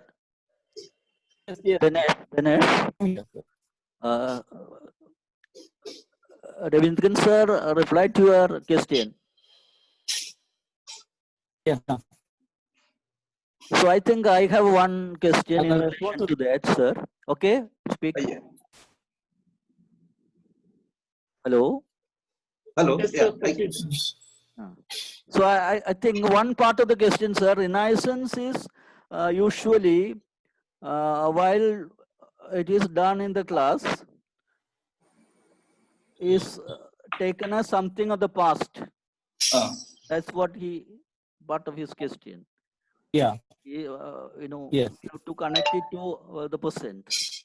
Oh, I didn't hear that. Oh, that was he talked about Renaissance also. Yeah, some part was missing. Renaissance Dinesh? as something of the past. Okay. Usually taken as something of the past. Okay. Yeah, actually, when we talk about the context, I mentioned consumption, for example. Consumption, literary production and literary consumption. Consumption is actually the reception part of literature. How, for example, we today receive an author like, a Renaissance author. How we receive Shakespeare today, for example. You have Jan Cott, for example. Jan Cott has written a book called Shakespeare, Our Contemporary. I'm sure some of you must have gone through that work, where he discusses Hamlet, for example. Of course, he discusses several Shakespeare plays there. One of the plays he discusses is Hamlet. Hello? Hello? Sir, Kalka, sir. Welcome. He discusses Hamlet there, not in terms in which traditional critics have understood Hamlet, not by placing the Hamlet question in relation to the Denmark of the 13th century or England of the 17th century, but in relation to Poland of the 1950s. This is what he does. Jan Cott does in that essay. He's talking about the everyday of the Polish people and how some of the fears, some of the insecurities, some of the problems, the political problems that a Polish common man of the 1950s underwent, how they get represented in the production of the play Hamlet that was done at a place in Poland in 1956, for example. He's talking about the presentation of the play Hamlet at the city of Krakow. Krakow is a place in Poland. Krakow presentation, Krakow production of Hamlet done in 1956. So you see the everyday problems of the people of Poland, how they were suffering under their dictatorial ruler. Questions of that kind, the kind of fear that they were daily going through. That has a parallel in the story of Hamlet, which is about the situation in Denmark, let us say, in the 13th century. So you see, it is not about 13th century, or it is not about the time of Shakespeare. It is about the present. It is about the generation, the problems of the people of the generation of today. So every day, that is why I said, every day is also a context. Every day is a temporal notion, but that gets spatialized. Because, Lefebvre, the person who formulated the idea of every day, Lefebvre is also interested in space. He has written a book called The Production of Space. You know that, Dinesh? The Production of Space. Yes, sir. Yes, yes. Yeah. So this spatial scholar on space and time, I'm sure he has this also in mind when he talks about, when he presents this as a temporal concept. It is also a spatial concept. And one of the ways in which we could perhaps rethink the everyday in spatial terms is to consider it to be part of the context, receptive context of the play. Okay. Got it? Hello? Yes, yes, yes. Yeah. Hello, further questions, please. Yes. This is Lakshmi of Government College, Kasaragod. Yeah, come on. I'd like to ask Ravindran sir, he was talking Yes. about, once we go on discussing or criticizing liberalism, we are likely to become liberal. Doesn't it happen when we let it permeate our sensibility? I can continue to be a critic of liberalism without becoming a liberal thinker as well. So the question is whether it permeates my sensibilities and changes me. Isn't that the thing that should happen in a classroom? That through deliberations, there should be a permeating into the sensibility of the listener, and the possibility of altering the sensibility that makes ideas acceptable or getting them rejected. And one does not necessarily become the recipient of a particular kind of thinking by getting exposed to it continuously. We need that sensibility as well. Yeah. I think you have a point there. I didn't mean to say that, it invariably happens. I didn't mean to say that, when you are criticizing liberalism, you invariably tend to become a liberal. No. The way to avoid such dangers, perhaps, within quotes, is to be aware of this. Once you're aware of this, this won't happen. If you're aware that there is the possibility of the critic becoming a prey to the object of his criticism, then certainly this won't happen. So this is why, you have statements like, you have to interpret the world and also to change it. You have to change the world, but you have to interpret the world first. And interpretation becoming a way of changing it. This question of practice, as Bourdieu would call it. Bourdieu has, this in mind when he talks about the situation of an anthropologist. I mentioned Bourdieu earlier, Pierre Bourdieu, the sociologist, of an anthropologist who studies a remote tribe. Now he or she doesn't, he doesn't know that, or he doesn't generally, as an anthropologist or a sociologist would not think that, his own or her own personal kind of biases, personal prejudices will certainly influence his or her assessment of an alien culture. So that is why he talks about reflexive sociology. The name that he gives to his own brand of sociology is reflexive sociology. You have to be aware of your own, the danger of your own self being reconstituted as a result of your encounter with the other, or your encounter with the object of your study. This is his this is the point he is making in talking about his reflexive sociology. So in the same way, though there is the possibility of a person becoming prey to his or her own criticism or object of criticism, this can certainly be averted, and this has been averted by conscientious scholars, by themselves becoming aware that there is this danger. Okay.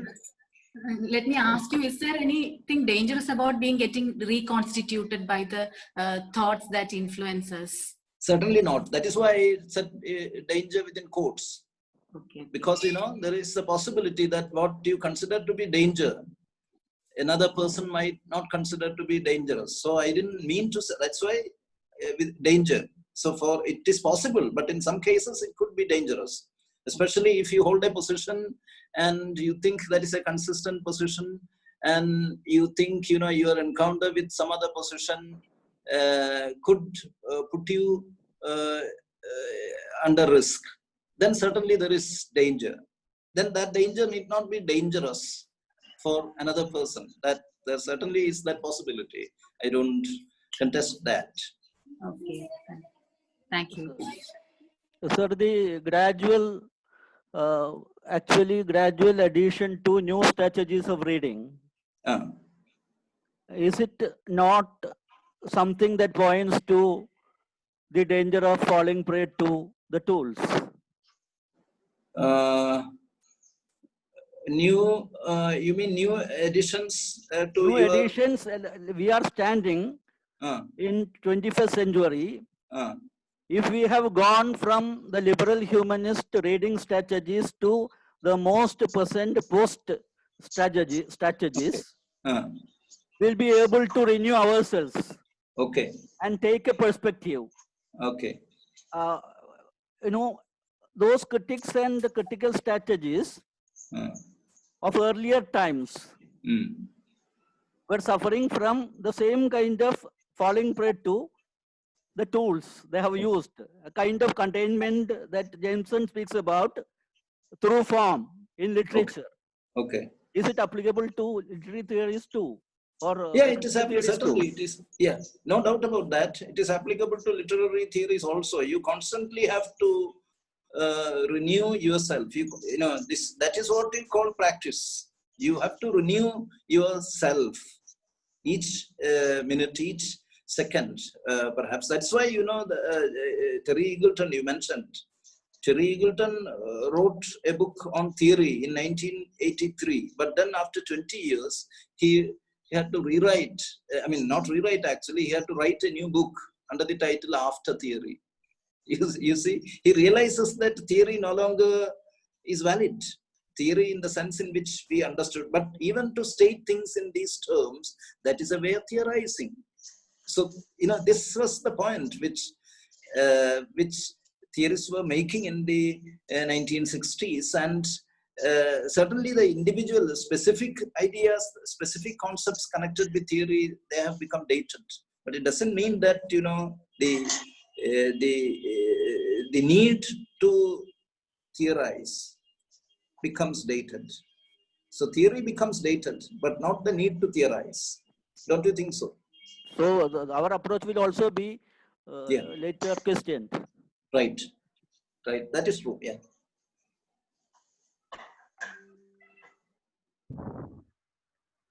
Sir? Yes. Okay. Hello, sir. My name is Danya. Oh. Okay. I'm from CK Nair College, Padanakadu. To study literature in context in this method will be a novel idea for both the teacher and students. I think sir also mentioned the same. As far as English is changing, the Queen English is changing as Englishes. No, the capital letter E is erased, and nowadays we are using the small letter E to mention English. The Queen English as Englishes. It is very good idea for the students to study the contextual meaning of writing. Okay, sir.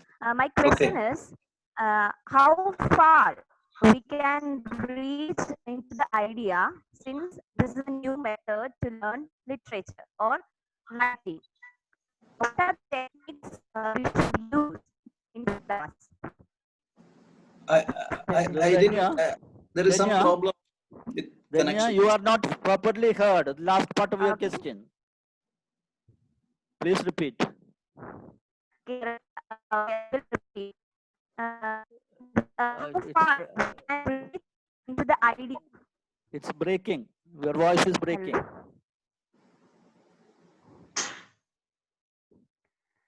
Okay, sir. I will ask.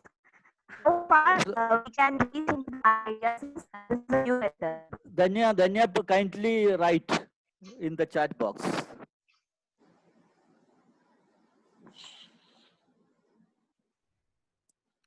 I too got only the first part of Danya's question, not the latter part. I think she might be asking about how this can be practiced in the classes. Unwieldy, not unwieldy actually, it is core course.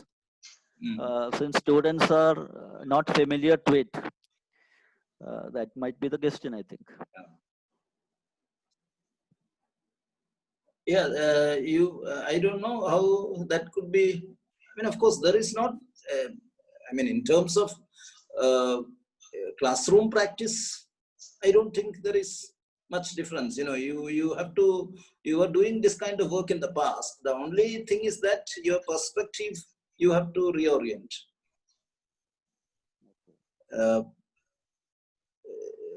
Let us not anticipate, or let us not have the idea that this will be totally alien to the student. You know, whatever you tell them, I'm sure they will take it with a critical spirit, especially if that is the kind of spirit you are trying to inculcate among your students. And that is, I think, ideally, a teacher should be trying to instill among students this critical spirit. So if you have a critical spirit, certainly the student will think about it, and he or she also will try to develop the kind of perspective that you are trying to inculcate. You certainly had a perspective in the past also, as you said, regarding politics. There was always politics in whatever you were teaching. Here also, you also always had a perspective.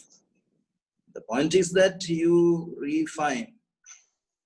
define and refine your perspective and reorient it in a perhaps different way. That's all.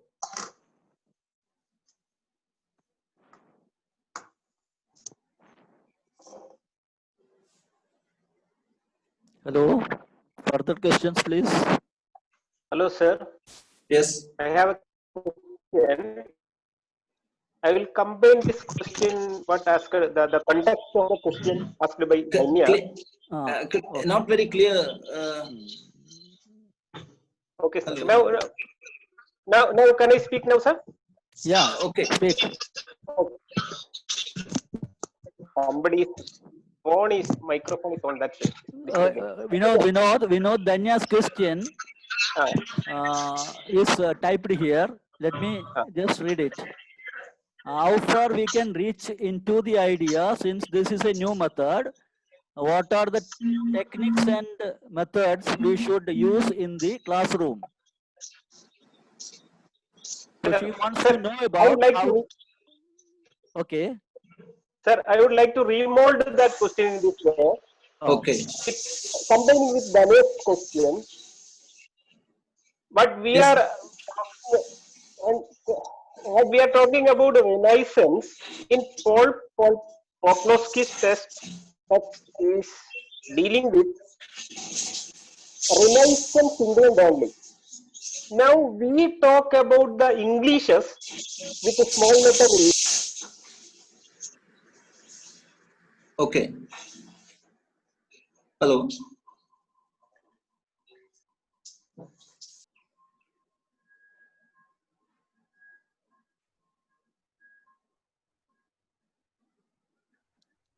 Hello. Vinod.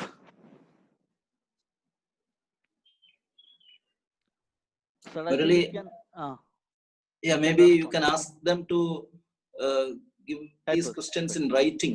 Maybe Okay. that will. You give can me you- 1 minute. I'll just take a glass of water and come. Okay. Okay.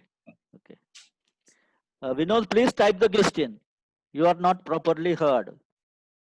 Okay, sir. I'll try. Where to write? I'm not very sure. But where is this provision? Chat. Chat. You are, chat.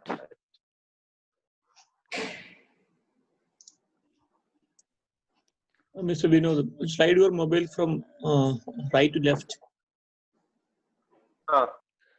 Then There is a think- provision for that. Okay.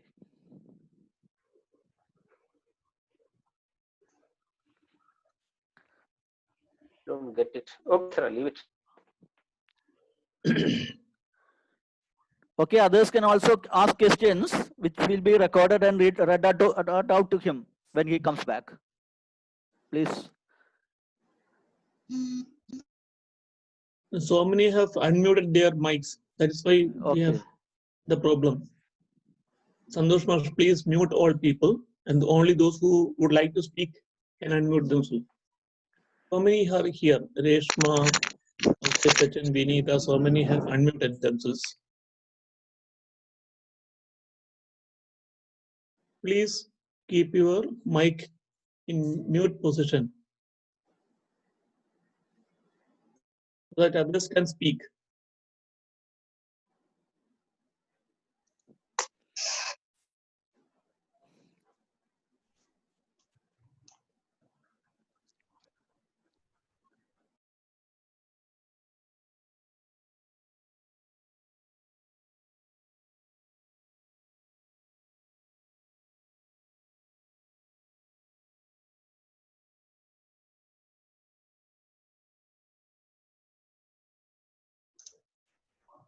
Hello, Saju Mashe. Yes, very much. കേൾക്കുന്നുണ്ടോ? Yeah. ചോദ്യങ്ങളൊന്നും വരുന്നില്ല. Yeah. ചോദിക്കുക. Let the participants ask. നമുക്ക് last ചോദിക്കാം. അതെ. Because this is a very, say, contentious kind of terrain or a problematic terrain.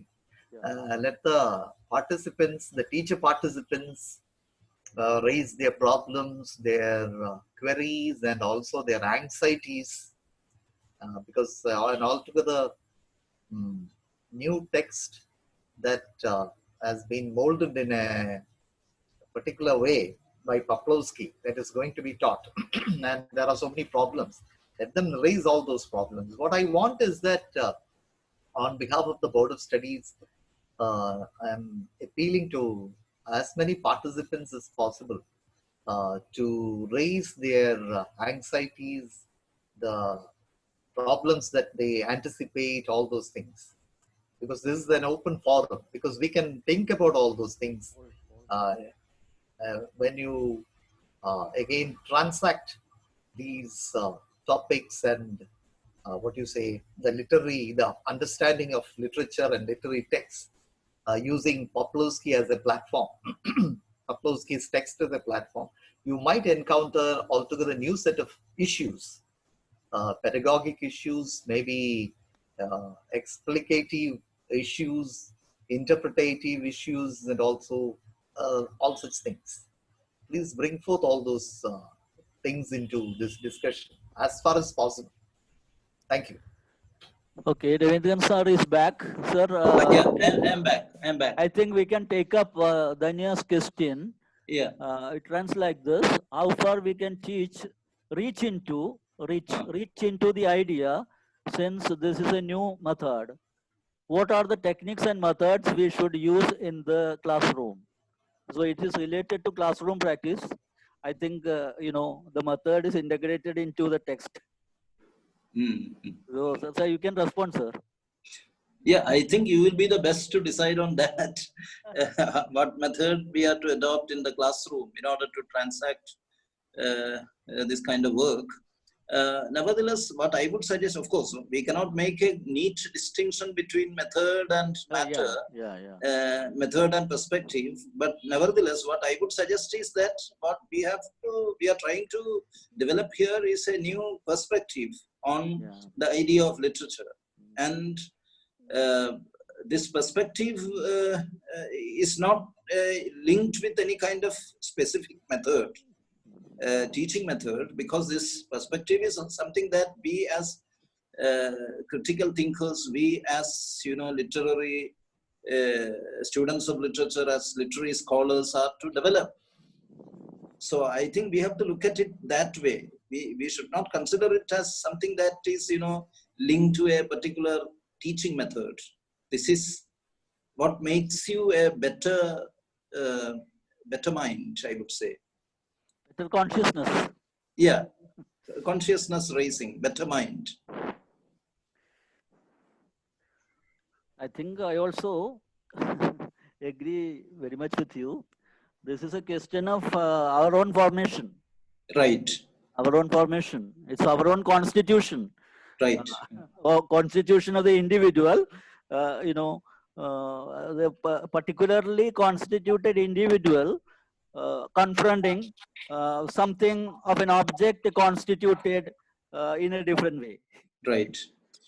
Right. Actually, this used to be the the purpose of studying literature in the past. This is not that this used to be the purpose, but this is always regarded as the primary purpose of teaching literature. That you have to have a more humanity-oriented kind of mind. I mean, whatever you may have different ways of defining what you mean by humanity. Nevertheless, this used to be the point in teaching literature. That's why you, for a long time, considered this to be part of the humanity. Even now, you consider this to be part of the humanities, because you refine your spirit, you refine your perspective and your culture, your mental culture. That is what we try to inculcate among our students also. So whatever approach one could adopt in order to bring in this this effect, we could adopt. That is all that I have to say in response to that query.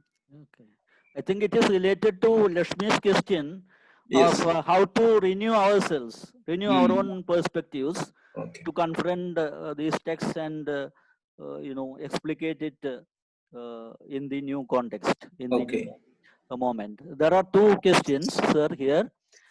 First one is, I don't know who raises that question. A phone is there, Redmi. I don't know who it is. I have a question. What would be the nature of post-theory theories? Sir, post-theory theories of critical approaches. Okay. It's about post-theory, which is also looked at as a theory. Well, these are all very technically oriented kind of approaches. When you talk about post theory or post theory and things of that kind, I'm not very sure. Hello. Sir, yes.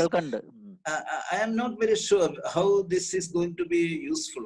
I just mentioned Terry Eagleton's book because he happened, he has written a book on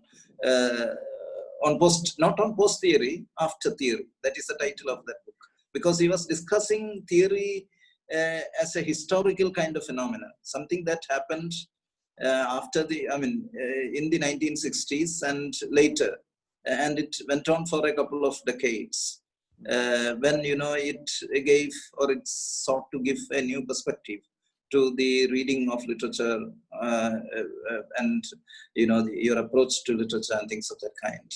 But then after that, it doesn't mean that you have discarded theory. You have discarded a particular kind of theory, that is all.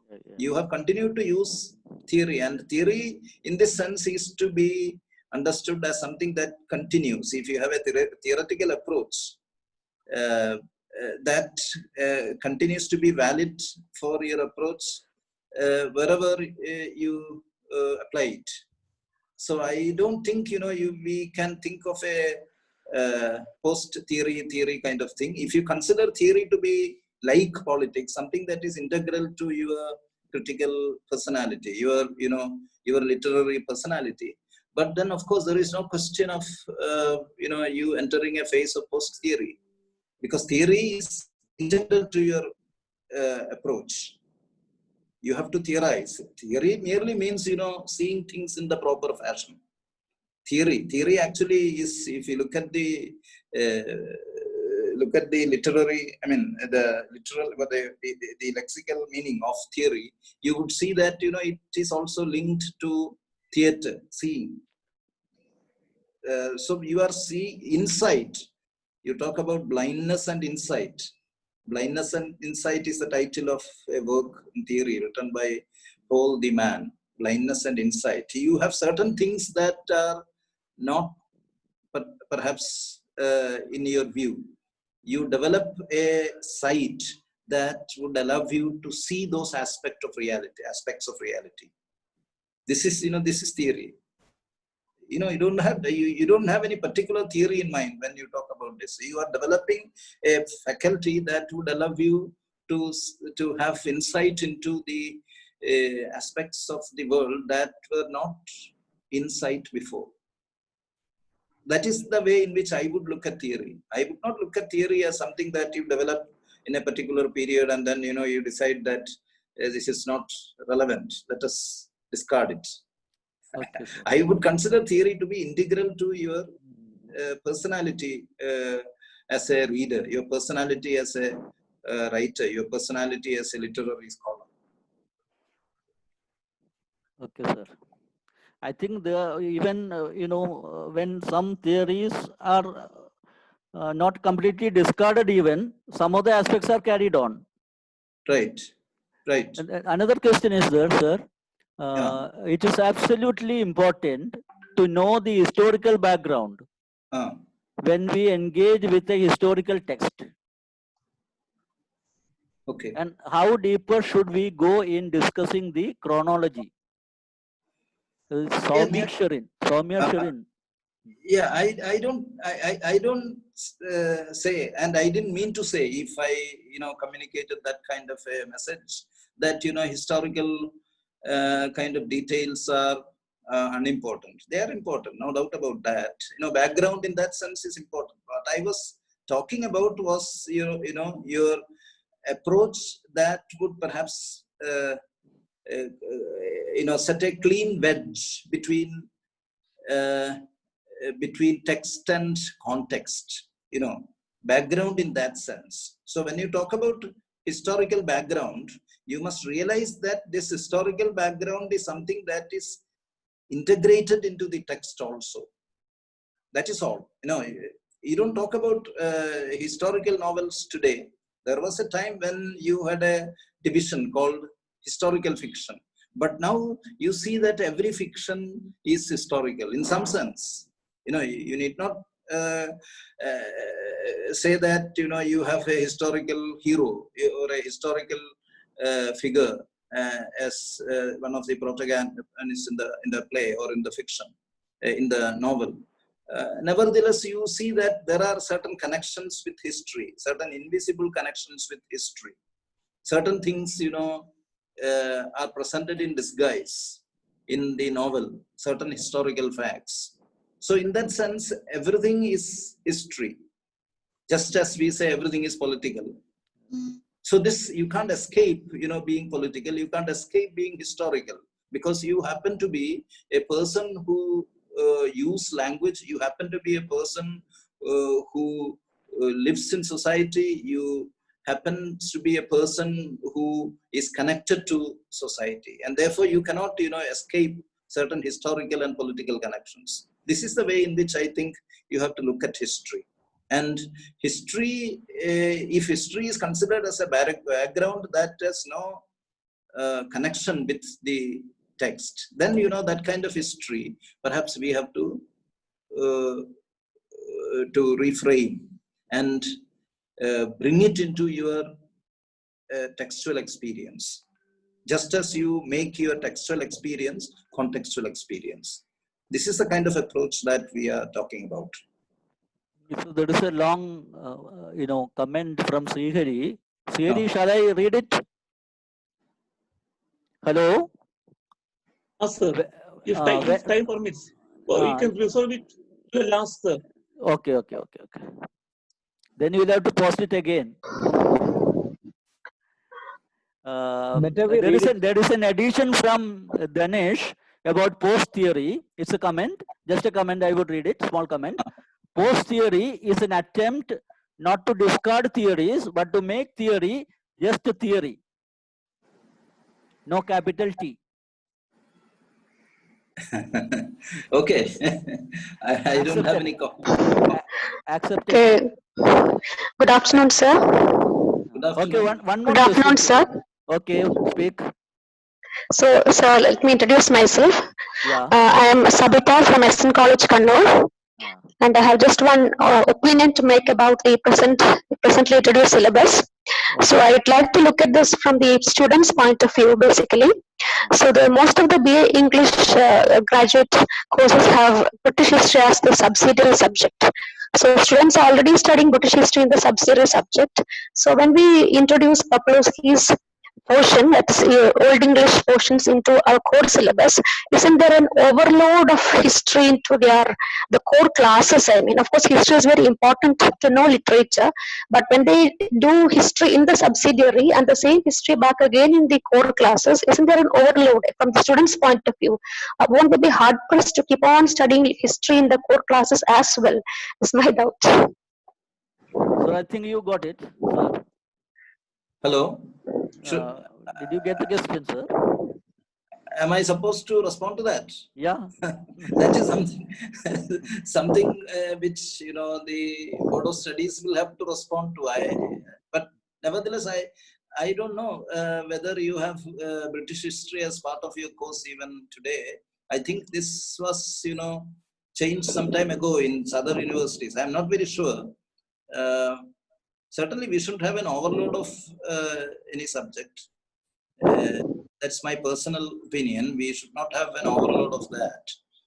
If you have this being taught to the same students and some other semester, it will be a repetition, at least from the point of view of the students. Maybe you can think of reframing certain aspects of that portion. That portion perhaps could be rephrased or reformulated. I'm not very sure. Maybe the Board of Studies members will be able to respond to that. Okay, sir. But I would like to respond to that question. I don't think it is an overload in that sense. I would think it is a kind of intertextuality. So Renaissance, they study in a different discourse. Here Renaissance is, the way how Renaissance shapes another kind of discourse. Teachers should be able to discuss that from that perspective, I think. Really, Master, if there is Padmanabhan sir around, okay. I think it will be nice if he could respond to this issue. Is he here? Hello, Dr. Padmanabhan. Actually, what Murali said, there is a point there. These are two different approaches, because what you have in British history, the kind of perspective that you are trying to develop in this particular course, that is different from the other thing, I believe. Again, sir, again, there is another problem. The British history syllabus will be in the conventional framework. British history syllabus will also be set by the English board or by the No. It is by the history board. Okay. I think it is not, in the way integrated with the new kind of new perspective. Okay, that will create problems. I don't know how that. It's a traditional kind of approach to history. You have to take it up with the academic council. Either your representative should be there in the Board of Studies of History when they frame that syllabus, or you must ask that portion of the syllabus also to be framed by you and forwarded to the Board of Studies in History. There must be some, some reference made to the Board of, to the Academic Council. Academic Council is to decide, how this problem can be solved.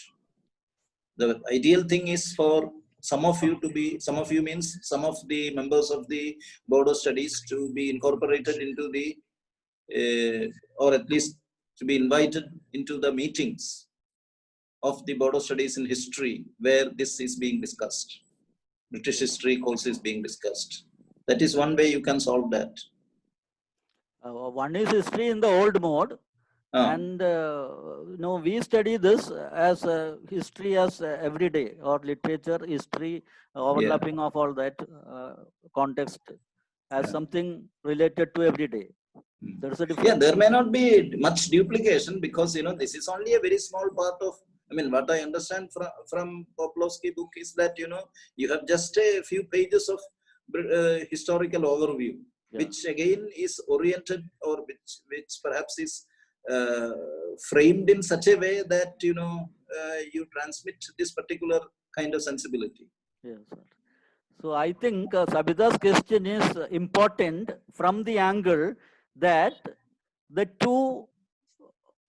history class will be in conflict with the English class. There's a conflict of something presented as simply past, unrelated to the everyday. That kind of conflict must be there. So what I was suggesting was that if the literary side could be a bit highlighted along with the historical. So when we are, suppose, for example, talking about Renaissance, if some Renaissance authors or their works could be shown as examples, then the students would be much more enthused to connect it with history. So it would be much more enriching for them is what I feel, because students do ask about literary texts sometimes. Because they come to English literature, sometimes students do ask. They want texts from which have that reflection of English language, because that is what they came for. So that expectation they have sometimes communicated. That is why I found this balancing of literature plus history might be much more enthusing for them, is what I felt. No, that is what Poplowski's text also suggests, because he has 5 sections, of which I think the third one is called reading or something, which provides literary texts that are explicated, examples of literary texts in explication. So I think that is taken care of by the Poplowski test. You have if I understand, I mean, I haven't gone through it very closely, but I think there are 5 sections in each essay. You have first a historical overview, then a literary overview, then readings, and then text and issues. Text and issues. Then to reading. Further reading. To reading. Yeah. So that was so done I in think that way. That is taken care of. The only point is that the teachers have to to be at home with that kind of a division, and they should perhaps assimilate the principle of this division, and this perspective certainly they will have to share in, if that is to be made meaningful. That is all. Dr. Padmanabhan has made it very clear at the beginning itself. The sections pass from historical overview to literary overview to texts and issues, where actual literary texts are discussed. Right. And then to further reading. Okay. It's a very acceptable schema, actually. Yeah. I think Sabita takes note of that. Sir. Now, sir. Okay. Danya again. Yes. Sir, literature was always taught through representation in the former days. Now we have to deal it with the historical view. As Sabita ma'am told, it will be a continuation of historical perspectives.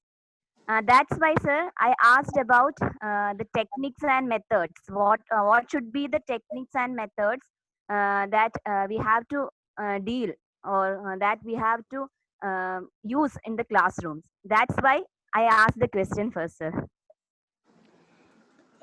You are not shifting to the historical method, actually. You are trying to develop a perspective in which history becomes part of the text. I mean, part of the textual experience. I wouldn't say history becomes part of the text. History becomes part of the textual experience. Okay. So this involves a radical reorientation of our attitude to the text and also to the context. So history becomes not merely a background, but history becomes something that has to be treated as internal to the text. So when you say, for example, I will give you an example from a Malayalam novel. C.V. Ramanpillai's Marthandavarma. Marthandavarma, it's a historical novel, as we all know. Now, that is the history of an 18th century king that is being discussed there. Okay, a 19th century work that perhaps uses the 18th century setting.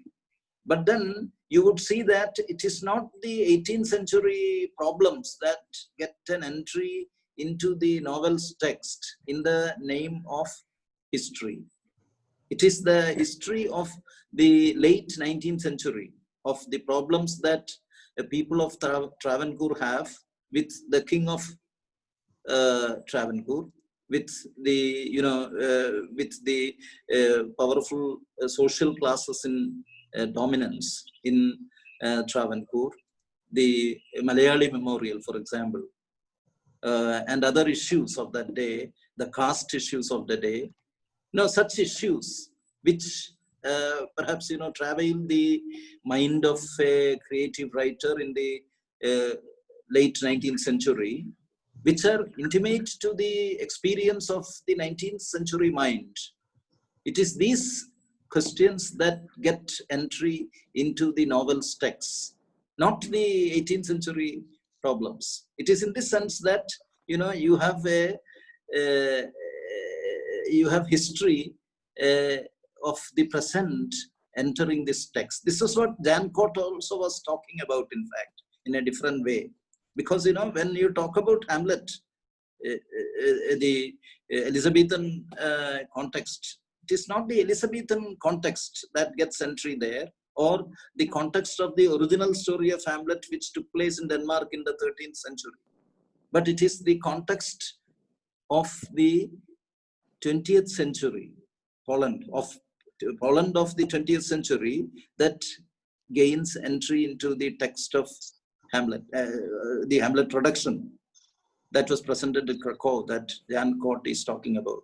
So you see, history is of the present, history not of the past, history also of the present. So history is being reformulated. The notion of history is being reformulated by such a move. This is what is being done. So you see, this also calls for a radical change in the mindset, a radical change in our perspective. This is what I have been talking about as, as an important aspect of the conceptual change that is occasioned by this. How to teach this? How to teach this aspect to the students. Certainly the teacher will have to adapt his or her mind to the new perspective before we can think of transacting this idea in the classroom. How to do that? That perhaps for the teacher herself or himself to perhaps decide. Sir, there is another question. All these questions, I think, harp on the divide between literary studies and cultural studies, sir. Okay. The conventional idea of compartmentalized disciplines and literature as a very pure discipline, unaffected by or uncontaminated by all this, pure literature. So as a representative question, I would read this. I don't know, it is from RSG. RSG, name is not given. It's a short. Sir, we had British history, same question in a way. We had British history as complementary course for the first and second semesters. Unfortunately, most of the points in the syllabus for the third semester core course seem to reflect what was already taught, despite it being literatures. Okay. The binary is coming. Literature, history, that binary. Core courses seem to reflect what was already taught despite it being literatures. Yes, sir, we will have the history paper, thus it becomes repetitive. So the accusation or the suggestion is that this is a history paper, not a literature paper. This one, the one that okay. we are discussing now. Yeah. That I don't know. I mean, this is not a history paper in the traditional sense. Certainly, this is not a literature paper in the traditional sense. Certainly, we have crossed the borders, and that perhaps is also part of the whole exercise to cross borders and to delve deep into our experience and come up with a new area of knowledge. In fact, this is what UGC also has been talking about. They wanted interdisciplinary kind of approaches to be promoted. Interdisciplinarity implies not merely bringing subjects mechanically together. Interdisciplinarity implies finding an area which has not been looked at before, which remains uncharted within perhaps existing disciplines. Lying in the frontier area between existing disciplines, you have certain areas which remain uncharted. Those areas are to be brought into the forefront. That is the idea. So I think, between history and literature, if you think in interdisciplinary terms, you have certain questions that are important both to the literary scholar and the historian. And those questions are perhaps being re-explored today.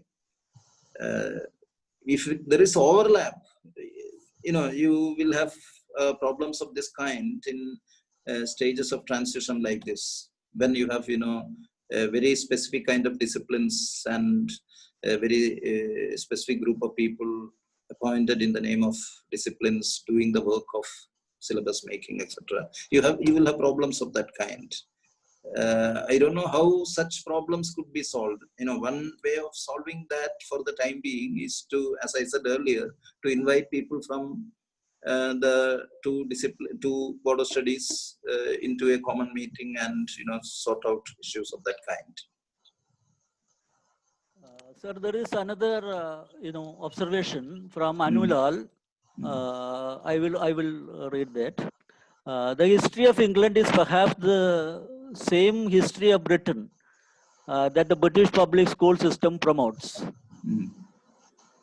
It is high time we imagine the history of Britain from the post-colonial perspective. Having said that, what I mean is that it is not enough to give a textbook on the history of England, which mirrors the British history taught by Britain, and expect teachers to reconstruct it in a classroom of UG students. In a classroom of UG students. Okay. We need a textual interface.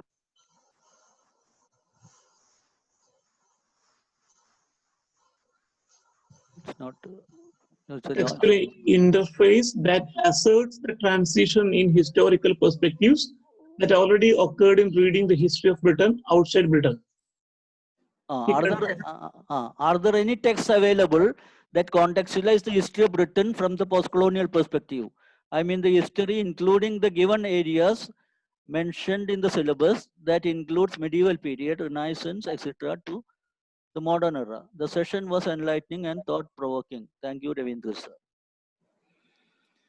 So I think the question should be directed against the Board of Studies history to reconstitute their teaching of history from the post-colonial perspective. We are dealing with another kind of discourse. Please respond, sir. I don't know again, how to answer that question. Certainly it is a valid question because, I don't know of any text written from a post-colonial perspective that discusses the history of early history of England. But you certainly have works like like Deepesh Chakravarti's Provincializing Europe. Europe, yes. Yeah, where you have Europe is not given the kind of importance that it enjoys in traditional historical discourses pertaining to European history, where this kind of an approach is certainly promoted. But I don't know of a work that perhaps does this with reference to the British history. That perhaps is possible. My question is whether that is meaningful. Why should we study British history of the 500 BC to 1500 BC in a detailed way? Unless, of course, it is of some critical importance to our own experience. That is a valid question. That could be a valid question.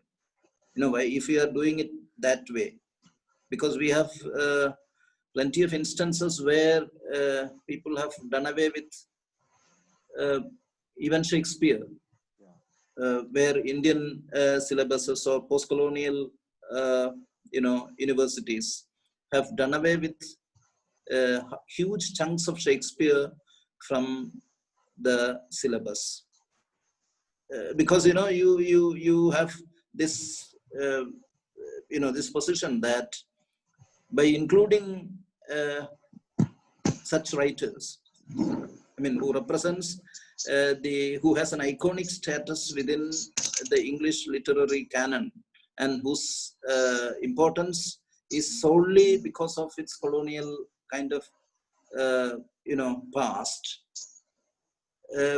Why should we perpetuate that even in the post-colonial world? This is the argument, or this used to be the argument of of writers and scholars in the early 21st century and also in the late 20th century of post-colonial universities doing away with Shakespeare from the canon, from the academic literary canon of the post-colonial universities. That is one way of looking at that. That is one way of treating dealing with the canon question. I don't know if that is that is the only possible way, because Shakespeare is also contemporary. You see, as Jan Cott said, Shakespeare is also contemporary, and so many writers of Shakespeare's period had written about Hamlet. If you look at the history of Hamlet, you would see that in the 1590s, Hamlet was written, I think, in 1600 or 1600, I think. In the 1590s, you have a number of Hamlets written by, people who were considered important writers those days on Hamlet. But, you see that they were not preserved. What has been preserved is Shakespeare. It may not be because of the literary merit of Hamlet alone that has been preserved. There might be a number of other reasons, and that is what you discuss in relation to the context that you are talking about today. But you have to remember that these are all important. And we should also remember that that is part of the colonial history also. So you cannot, simply, discard Shakespeare, saying that it represents the colonial culture. Nevertheless, we perhaps have to strike certain balances.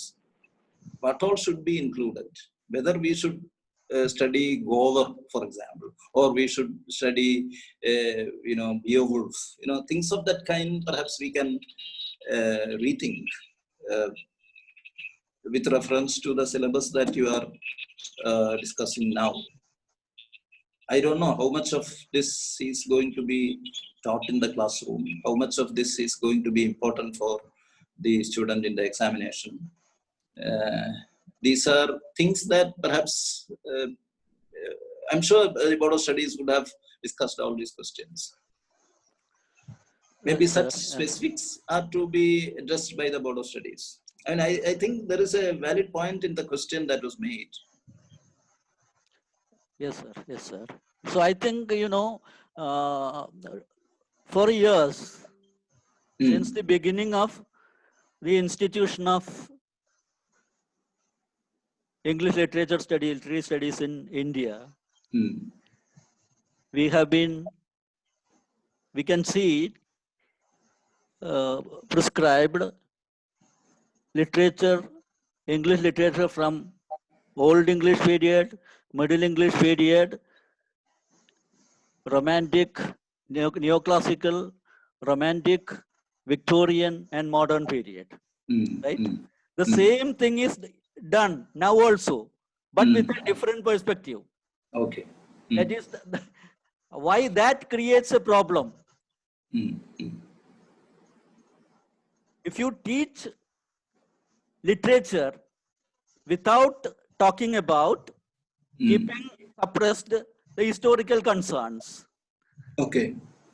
And when you shift that to teaching the same literature, same literary text, most of them, by unmasking the historical and political context. Now, why this much, why it appears to be a problem? Can it be equated with teaching history? It was already there. We have brought it up. And almost all the poems, most of the poems of the canon is brought in the new context, which reveals the way they have been, these poems have been constituted in those times, with contemporary relevance also from post-colonial perspective. All the perspectives are integrated into Poplowski's reading, texts and issues. Okay. So I think the shift from purely literary approach, or rather new critical approach, to an approach based on theoretical insights is, creating the problems. Hello? Hello, I can hear you. Dr. Padmanabhan is he here? Hello? I'm here, but I'm sorry I couldn't be fully with the workshop. Okay, the question is, many questions are there, but representatively, it can be put like this. Listening? Are you listening? Yeah. Listening. Why should we teach British history? It is already taught in the complementary courses. Okay. Teach it again. My kind of answer would be that we are not teaching British history. There is absolutely nothing called British history per se. It's only a perspective. So we have to bring in a new perspective. See, the post-colonial writers, they created a completely different perspective about British history. So history depends on how you look at it and where you look at it from. Right now, we are trying to look at British history from a particular perspective from which we will gain more insight into literature, English literature. We are choosing a different vantage point. Now, the traditional vantage point where you follow the political history about coronations and kings and those things, that might give mostly that might give us a perspective which might help a particular kind of study of literature which is linear, which which doesn't any kind of deeper understanding of text. Right now, we are looking at history from various perspectives, including the post-colonial perspectives. We're looking at the literary marketplace, how literature became an entity in itself. So all these things come in. And then we have not avoided the primary texts. They are still there. We still have, if we take a representative section, we have so Thomas More's Utopia, we're talking about Renaissance, which happens to be a book which combines a lot of literary and political aspects. Then we have Elizabeth Carey's The Tragedy of Miriam, which is another work which was, rediscovered as a part of the feminist enterprise. We have William Shakespeare. We have retained Shakespeare. Shakespeare's Hamlet is there. But see, the way in which you want to look at Hamlet differs. That's it. I mean, the question is whether you want to see Hamlet as a psychological thriller or as as an expression of the anxieties of the Elizabethan period. That would be, see, the dawn of a new period. Right after Shakespeare's time, English history is embroiled in a civil war. So was that being prophesied uh, in a way in which only writers can prophesy it? Those questions coming. So we have retained Hamlet. We have Philip Sidney. Then I think John Donne is still retained. So almost all those writers who belong to the canon, as the canon was earlier perceived, are still there.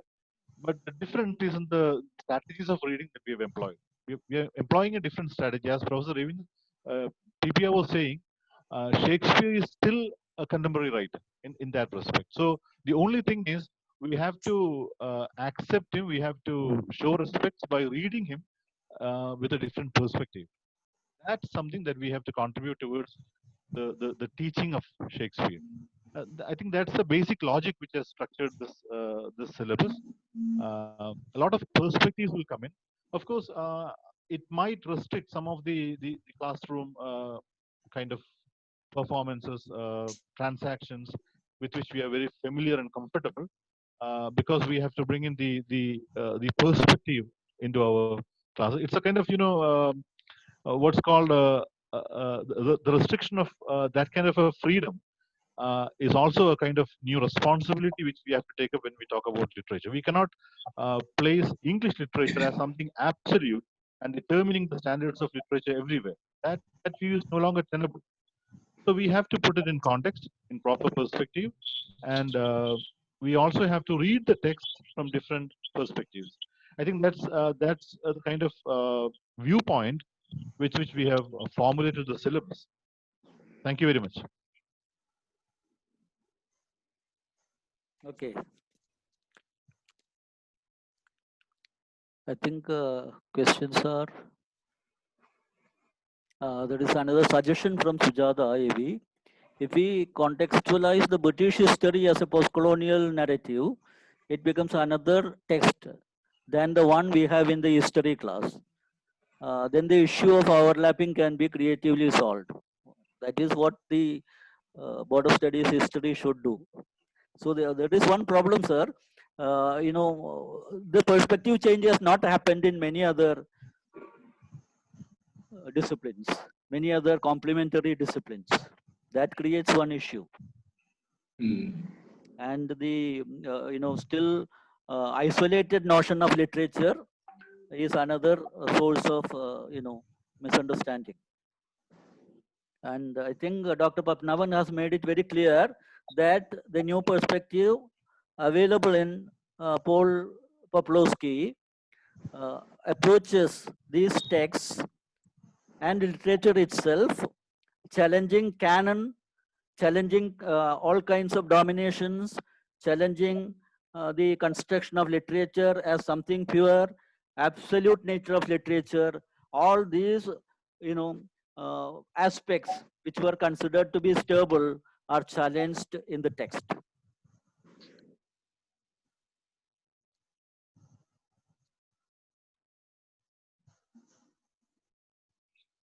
Yes, I think that is the correct kind of assessment you have made. Hello. Hello, more questions, yes, please. So anyway, I think Dr. Padmanabhan to take care of some of the concerns. Sir, I like to ask one question. I am Pramod from MG College, Iriti, Pramod Vallachal. I'm also a Board Studies member. Sir, you said we cannot stop by considering text alone. We have to take into account the context as well. But even the context is a contestable term, I think. And the microstructures, apart from the macrostructures, the microstructures of the context is also important. If you consider, as Marx said, it's a kind of the spiritual production. How a writer produces through the language, the existing power structure regarding that contemporary time, that's very important. So the socio-semiotic perspective of the language should also be taken into consideration. Do you think that it is a complementary or supplementary aspect that should also be taken into account when we make more comprehensive understanding about the text and the time, sir? You see, I think I have, perhaps I haven't elaborated this in detail, but by talking about certain aspects of the context, I think I mentioned the relation between language and representation, the relation between production and consumption, the question of textuality and intertextuality and things of that kind. When I mentioned all that, I had in mind, questions of this kind, how the context could not be considered as a synonym, let us say, for the background. That is why, context certainly has a lexical problem, because context was also used in the past in the sense of background. It is not in this sense that we are using context today, but something that is related to text. In fact, you have certain writers, even spelling, in their orthographic representation, they would use the spelling context, C-O-N-text, in order to show that, in order to indicate that you are talking about an item, you are talking about an element, a component that is intimately related to the text. So context is not to be understood as background, but context as constituted by some of these questions I mentioned. Context as constituted, let us say, by language and representation. Context as constituted by production and consumption. Context as constituted by text and textuality and intertextuality. So you see, we are not defining context in the sense in which we defined it earlier on. We are using an altogether new resonance to the term context. Context becomes almost like text. Okay, that's why some people would even consider context to be co-text. Context itself is text. It is co-text. You have such notions. Of course, I don't go by such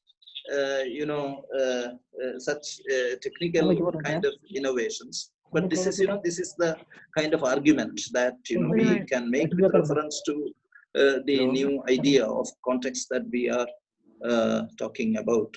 I think I have answered your question. Yes, sir.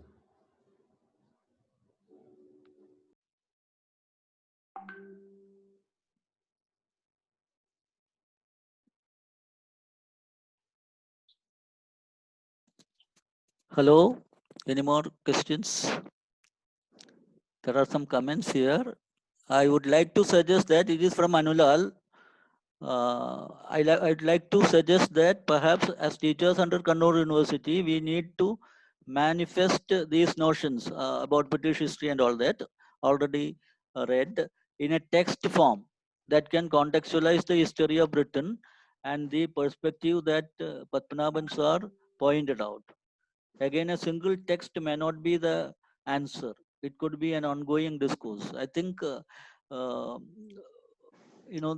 kind of Ganesh suggested that earlier. I think a genealogy of perspective changes, a text on or something, a write up on the genealogy of the reading strategies, changes in reading strategies is what they are asking for. I think they are suggesting that is actually given in the form of methodology, Padmanabhan sir, right? Hello. Sir, that was the original plan. We for the first semester, the entry level, we had students studying Malayalam literature and translation. The view was that they should be given time to read actual literature, they appreciate literature, without burdening them with the history or philosophy of literature. Let them first read literature. And we also had the view that they should be reading Malayalam literature and translation because, the context happens to be familiar. We don't have to bring in a context along with the terrain is familiar. So that's what we did with the first semester. In the second semester, we introduced methodology. We brought in certain philosophical issues, certain methodological issues, certain ideological issues related to literature. We discussed all those themes in the second semester. And now we are moving into English literature as such. So Yes, we have had this introduction. We have maybe see as a part of the hindsight that we gain from this experience, we can modify the text for the second semester and try to yeah. bring it in unison with the rest of the syllabus. We had I'm sure we had a problem with that book, that particular book, because it doesn't address all the issues that comes up later on. But we're going to theory again. We'll be having literary theory once again as a part of the sixth semester syllabus. So I think by that time, already there were criticisms about the complexity of the syllabus. Let me tell you, let me look at it like this. We already have a paper on literary theory, which is intensely complex if complexity is to be measured using those yardsticks. We have essays like Laugh of the Medusa in our syllabus. With we have Barth on wrestling.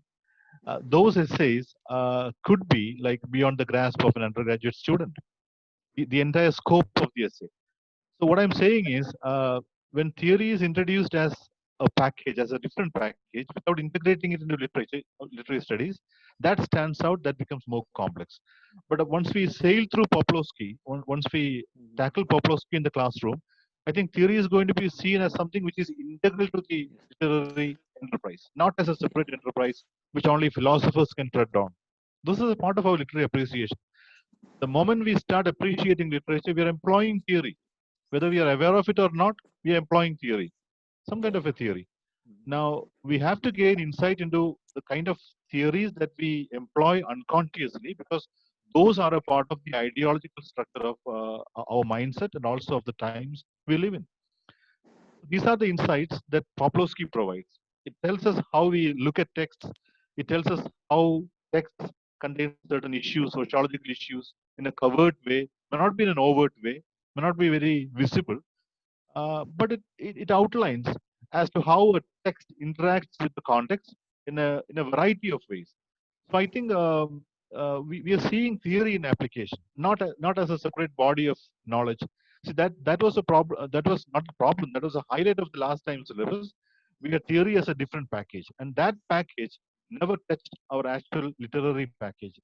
We had history as a separate package. So history was separate, theory was separate, and literature was separate. Now we are trying to integrate them, bring them together, so that we can historicize literature on the one hand, we can also theorize literature on the other hand.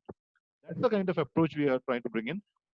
I'm sure the new approach might cause a little bit of initial adjustment problems with the whole thing. That's taken, that's there, of course. But I think in the long run, this is going to benefit the students and the teachers because the perspective is going to be holistic. It's going to be integral. It's going to be total. So it's going to benefit the students because we start with the chronology. We know how the UGC exams, the NET exams are on right now. So we start with the chronology. We give them a basic historical perspective. Then we get into cultural history. So that kind of a perspective building is going to stand in good stead for the students when they go for their further studies, for postgraduate studies. That was the other perception which we had, because this is a kind of foundational degree. UG course is also a kind of foundation. We have to build on it later on. So in that way, this text would be very apt for our current scheme of things. Thank you.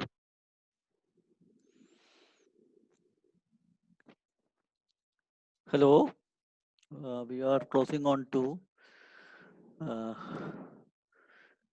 the end of the session. It is already 1:10.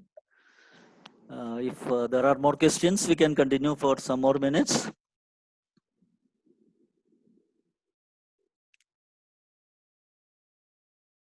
No, I would like to add a point, Murali sir. Yeah. It's just that we have a detailed reference section at the end of each chapter in Poplowski. I mean, usually we tend to ignore the reference section. We have already pointed out in the syllabus that the assignments could be, the topics could be culled from the reference section, because students have to move from the prescribed books to the reference books. So I think it all depends on the way in which we use this text in the classroom. I mean, we cannot ignore chronology with which each chapter starts.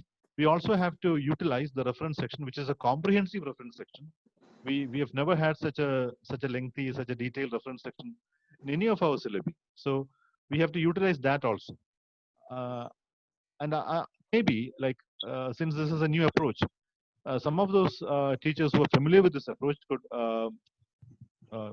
record their classes or their perspectives. We could have a Moodle platform where we can bring all this together, so that we can share the different teaching strategies, the different classroom transaction strategies we adopt. That would be a kind of a permanent database, a permanent kind of library, a resource center for all the teachers of English departments in under Kannur University. So we could think about that also. We can divide the sections in Poplowski, and teachers can present them, and then that can be shared among all the teachers, so that we can make it a joint enterprise instead of isolating the teachers and the classrooms and letting them go with their take on the lessons.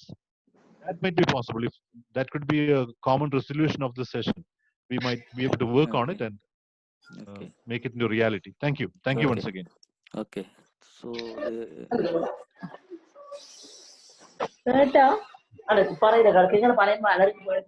hello. I think, assuming that no questions more, I think let us conclude the session. Dr. Padmanabhan, shall we? Yeah, sure, sir. Like, നമുക്ക് conclude ചെയ്യാൻ വേറൊന്നുമില്ലല്ലോ, address ചെയ്യേണ്ട issues ഒന്നുമില്ലല്ലോ. This is a very fruitful session, and people have, I think, interacted with each other. So, now, before we conclude, I would like Dr. Srihari to make a few comments, because they were organizing the whole thing. So from the housekeeping side, from the organizer side, maybe he has to share a few experiences and tell us how they dealt with the whole thing. So let him speak before we go into the vote of thanks. Thank you very much, sir, for giving this chance to share our views, our ideas, our experience. It was a very pleasant experience to host this workshop, 2-day workshop, and we are highly privileged.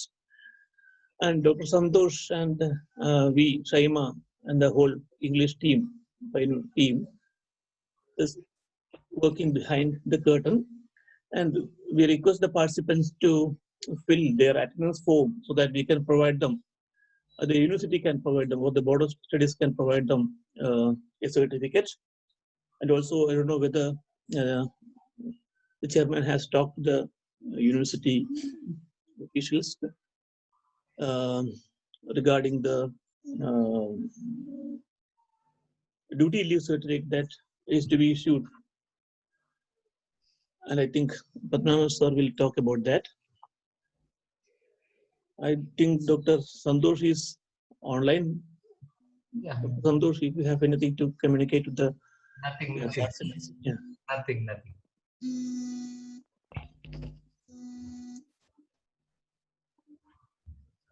Please speak outside. No, nothing. Santosh. Nothing to say, sir. Nothing. Nothing to declare. No announcements. I have been enjoying the session, that's all. Just like other participants. Very, very fruitful session. Yes. So, concludes. Let me thank the Team English Department of Payyanur College for having hosted the 2-day workshop on my behalf. You know, the official vote of thanks will be coming later on. I would also request the other departments of English to host such programs so that, you know, we can keep this the spirit of this workshop going. You know, like we can focus on the syllabus. We can focus on the minute aspects of the syllabus. We can have resource persons like Dr. P.P. Devendran who can, you know, give us a better insight into the study of literature. So maybe if all the English departments cooperate, we can have such recurring sessions during this lockdown period so that we can come out of it as better teachers and better students of literature. Thank you very much. Thank you all the participants on behalf of the Board of Studies. That's now, a over to Dr. K.C. Muralidharan. Okay, that's a very very relevant and important suggestion from Dr. Padmanabhan. If all English departments can hold sessions like this in consultation with the Board of Studies English, UG Board of Studies English, and also VG Board of Studies English, Sajan is also here. They will be able to provide you resource persons who will be able to give, even specimen studies on how this can be done in the classroom. More light can be thrown on the transaction process. I think the major problem that was raised here was something of a conflict between the traditional kind of handling the class, focusing on the neo-critical aesthetics, and the newly expected one. So the anxiety is about the missing aesthetics in the class. I think the aesthetic aspects of literature in the class, mostly classes were going in that line. I think that kind of aesthetics also has a scope in the class, but we have to extend it beyond to the politics of that aesthetics. That is what happens, I think.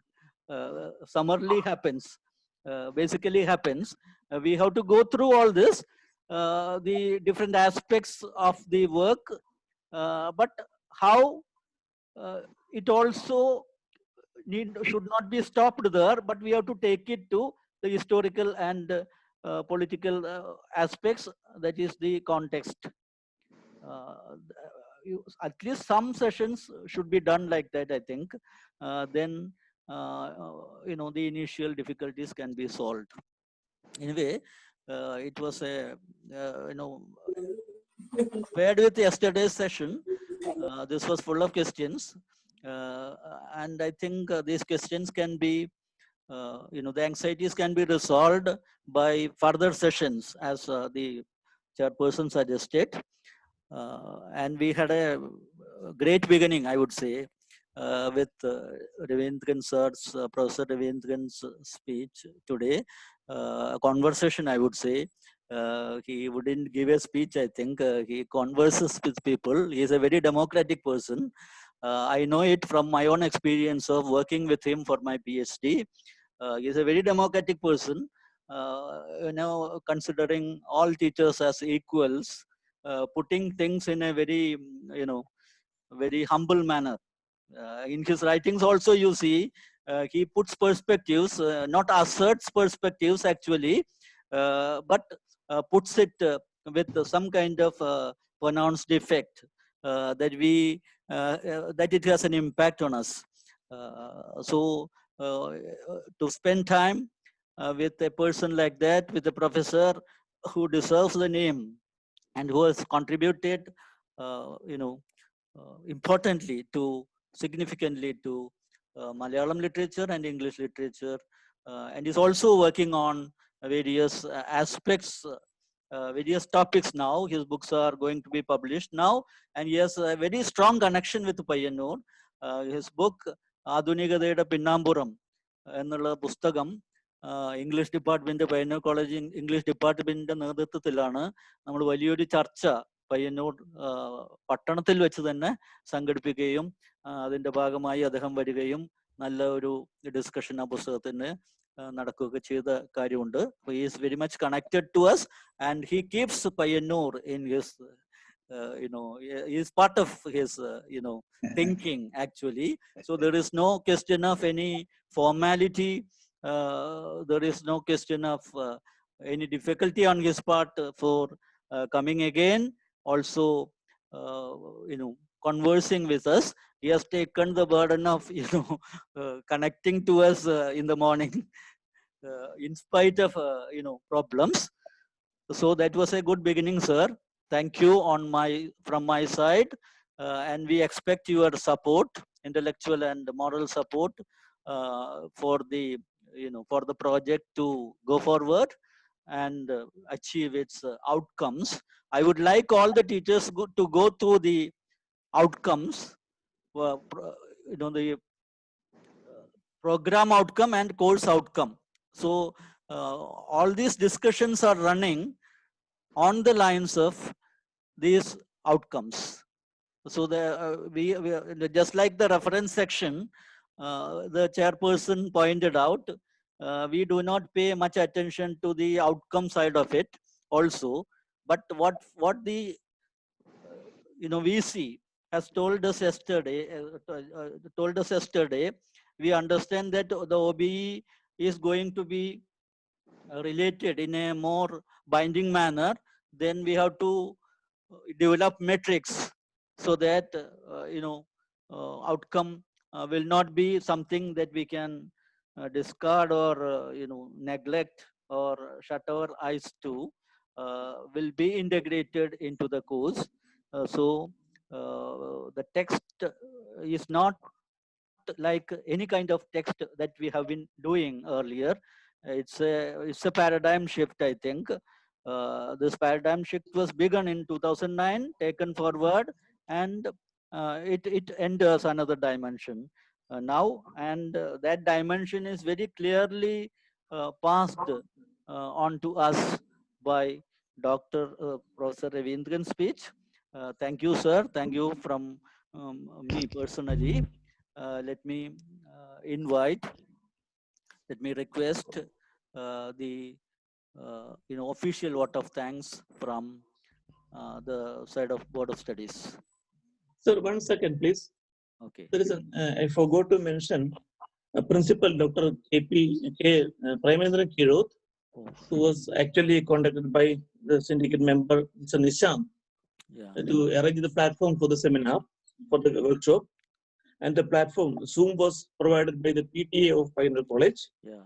And Dr. Sujita also was supporting us, along with Dr.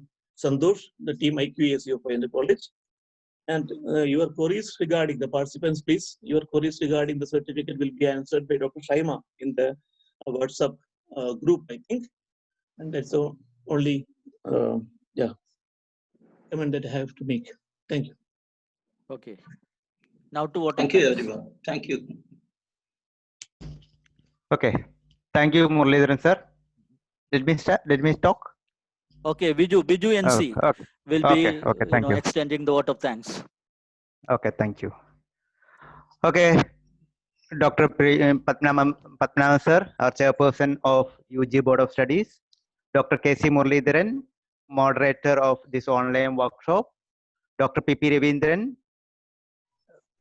our resource person, Dr. Santosh Kumar and team Payyanur College, especially Dr. Premachandran Kiroth, principal of Payyanur College, and Sujit sir, IQSC and PTA, those who are hosting this Zoom meeting for Board of Studies, and Dr. A.C. Srihari and Dr. Shaima, those who are having the technical side and technical support for this Board of Studies online workshop, and Vinod Kumar sir from Government College Peringom, who introduced our chief guest, and Dr. Sargent, chairperson of PG Board of Studies, and Pramod Velachals, Pramod sir, Shaima teacher and Vidya teacher, other members of Board of Studies, and all members, all English teachers of Kannur University who participated in this session. I think I don't want to talk anything. Yeah, I think more about the topic we discussed because it has contextualized. Everything has contextualized by PPR, our resource person, and our KCM, our moderator, and Patmanabhan sir, chairman of the Board of Studies. And I do believe there were a lot of apprehensions and doubts for the participants, and all those doubts and apprehensions were clarified. And this is a period, this is a time of transition. A new approach is introduced. Actually, this new approach was introduced by K.C. Muralidharan sir himself in 2009 when he was the Board of Studies chairman. And this is only a second stage. This is the only second stage where we are put forwarding that changes. And so this is a formal kind of vote of thanks. I am coming towards the formal kind of vote of thanks. And first I thanks to our Dr. Patmanabhan sir, the chairperson of this session and the chairperson of Board of Studies. And to I extend my thanks to Dr. K.C. Muralidharan, who was the moderator of this online workshop for these 2 days, yesterday and today, on behalf of Board of Studies.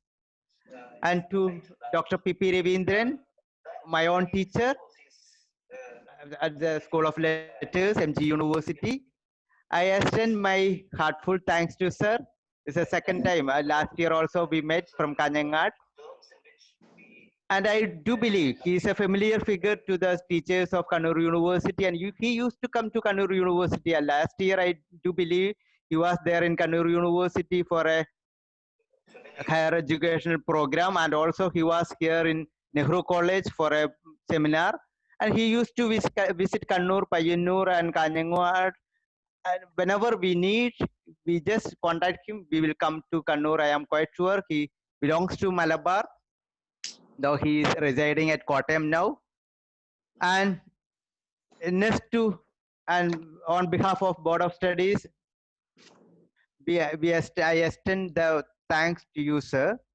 And next to Team Payyanur, and this was a wonderful job enacted by Team Payyanur, Dr. Santosh Kumar and others of Team Payyanur. Especially on behalf of Board of Studies, I extend our thanks to Dr. Premachandran Kiroth, the principal of Payyanur College, Dr. Sujit, IQSC, and PTA, and all other teachers of the English department of Payyanur College, and also to Dr. A.C. Srihari and Dr. Shaima, who were dealing with the technical side of this session.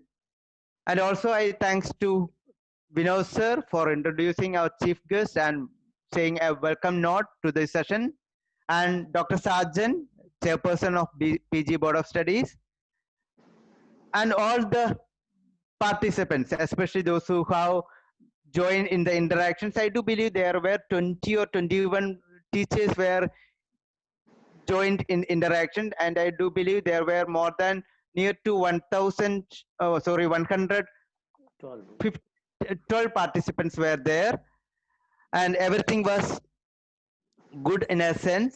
And I think what we missed is only that the lunch arranged by usually during this kind of meeting, even if it is in reality, we have a very good lunch arranged by our sergeant sir, and that's what we missed. And I think sergeant sir will organize that kind of lunch for our next meeting when it is in reality. And to Dr. You have PPR, virtual lunch. You have we virtual will lunch. have, we will have, yeah. Surely PPR, Dr. PPR. And I do believe we will have this kind of seminars on papers such as literary theory and criticism, and that's your area. And at that time, once again, we will contact you, and I do believe that you will join with us. And now I thanks to all of you, and this is the end of our formal vote of thanks on behalf of Board of Studies. Thank you. Over to KCM. So thanks to all, thanks to Payyanur College team for running the show in a very, very smooth manner in spite of the climate today. Thanks once again to Professor P.P. Ravindran in the inclement weather, even going to some other place to speak to us. For all the members of the Board of Studies, the chairperson in particular, the principal of Payyanur College, Premachandran Gedot, for facilitating all these, allowing the use of the platform for the PTA, for all the participants who raised very significant questions from the classroom point of view and also from the disciplinary difference point of view. This seminar, this workshop, I think started thinking, the faculty, made the faculty start thinking about what they are going to do in these, or almost started doing in these days. We will have more workshops like this, because this course is something that needs, something that demands more sessions like this, more even practical sessions like this. We will come to have such sessions. Thanking you all for the time, and we have to thank Zoom also because Zoom is running the show in most of the colleges, because it is charge free. I think you have subscribed to it. That's why we can run this without rejoining, and that's also a great facility. So other colleges are taking classes on Zoom free. So corporates help us in spite of our critique of multinational corporations. Thank you all once more. I think the the team who runs this can disperse with the permission of the chairperson. I request Papa Mashe. Hello. Mashu Poyo. No, he's very much alive here. He is. Just vanished, I think. Into the thin air. So let us. എന്നാല് സമയമായി എന്നൊന്നുമില്ല, സമയം നല്ല സമയമായി. ഇന്നലത്തേക്കാൾ കൂടുതൽ discussions ഇന്ന് നടന്നു. പിന്നെ പാർട്ടിസിപ്പേഷനും നന്നായിട്ടുണ്ടായിരുന്നു ടീച്ചേഴ്സിന്റെ ഭാഗത്തുനിന്ന്. അപ്പൊ സന്തോഷേ, switch off. Thank you everyone. Thank you. മാഷേ, അപ്പൊ Thank you. വീണ്ടും കാണാം.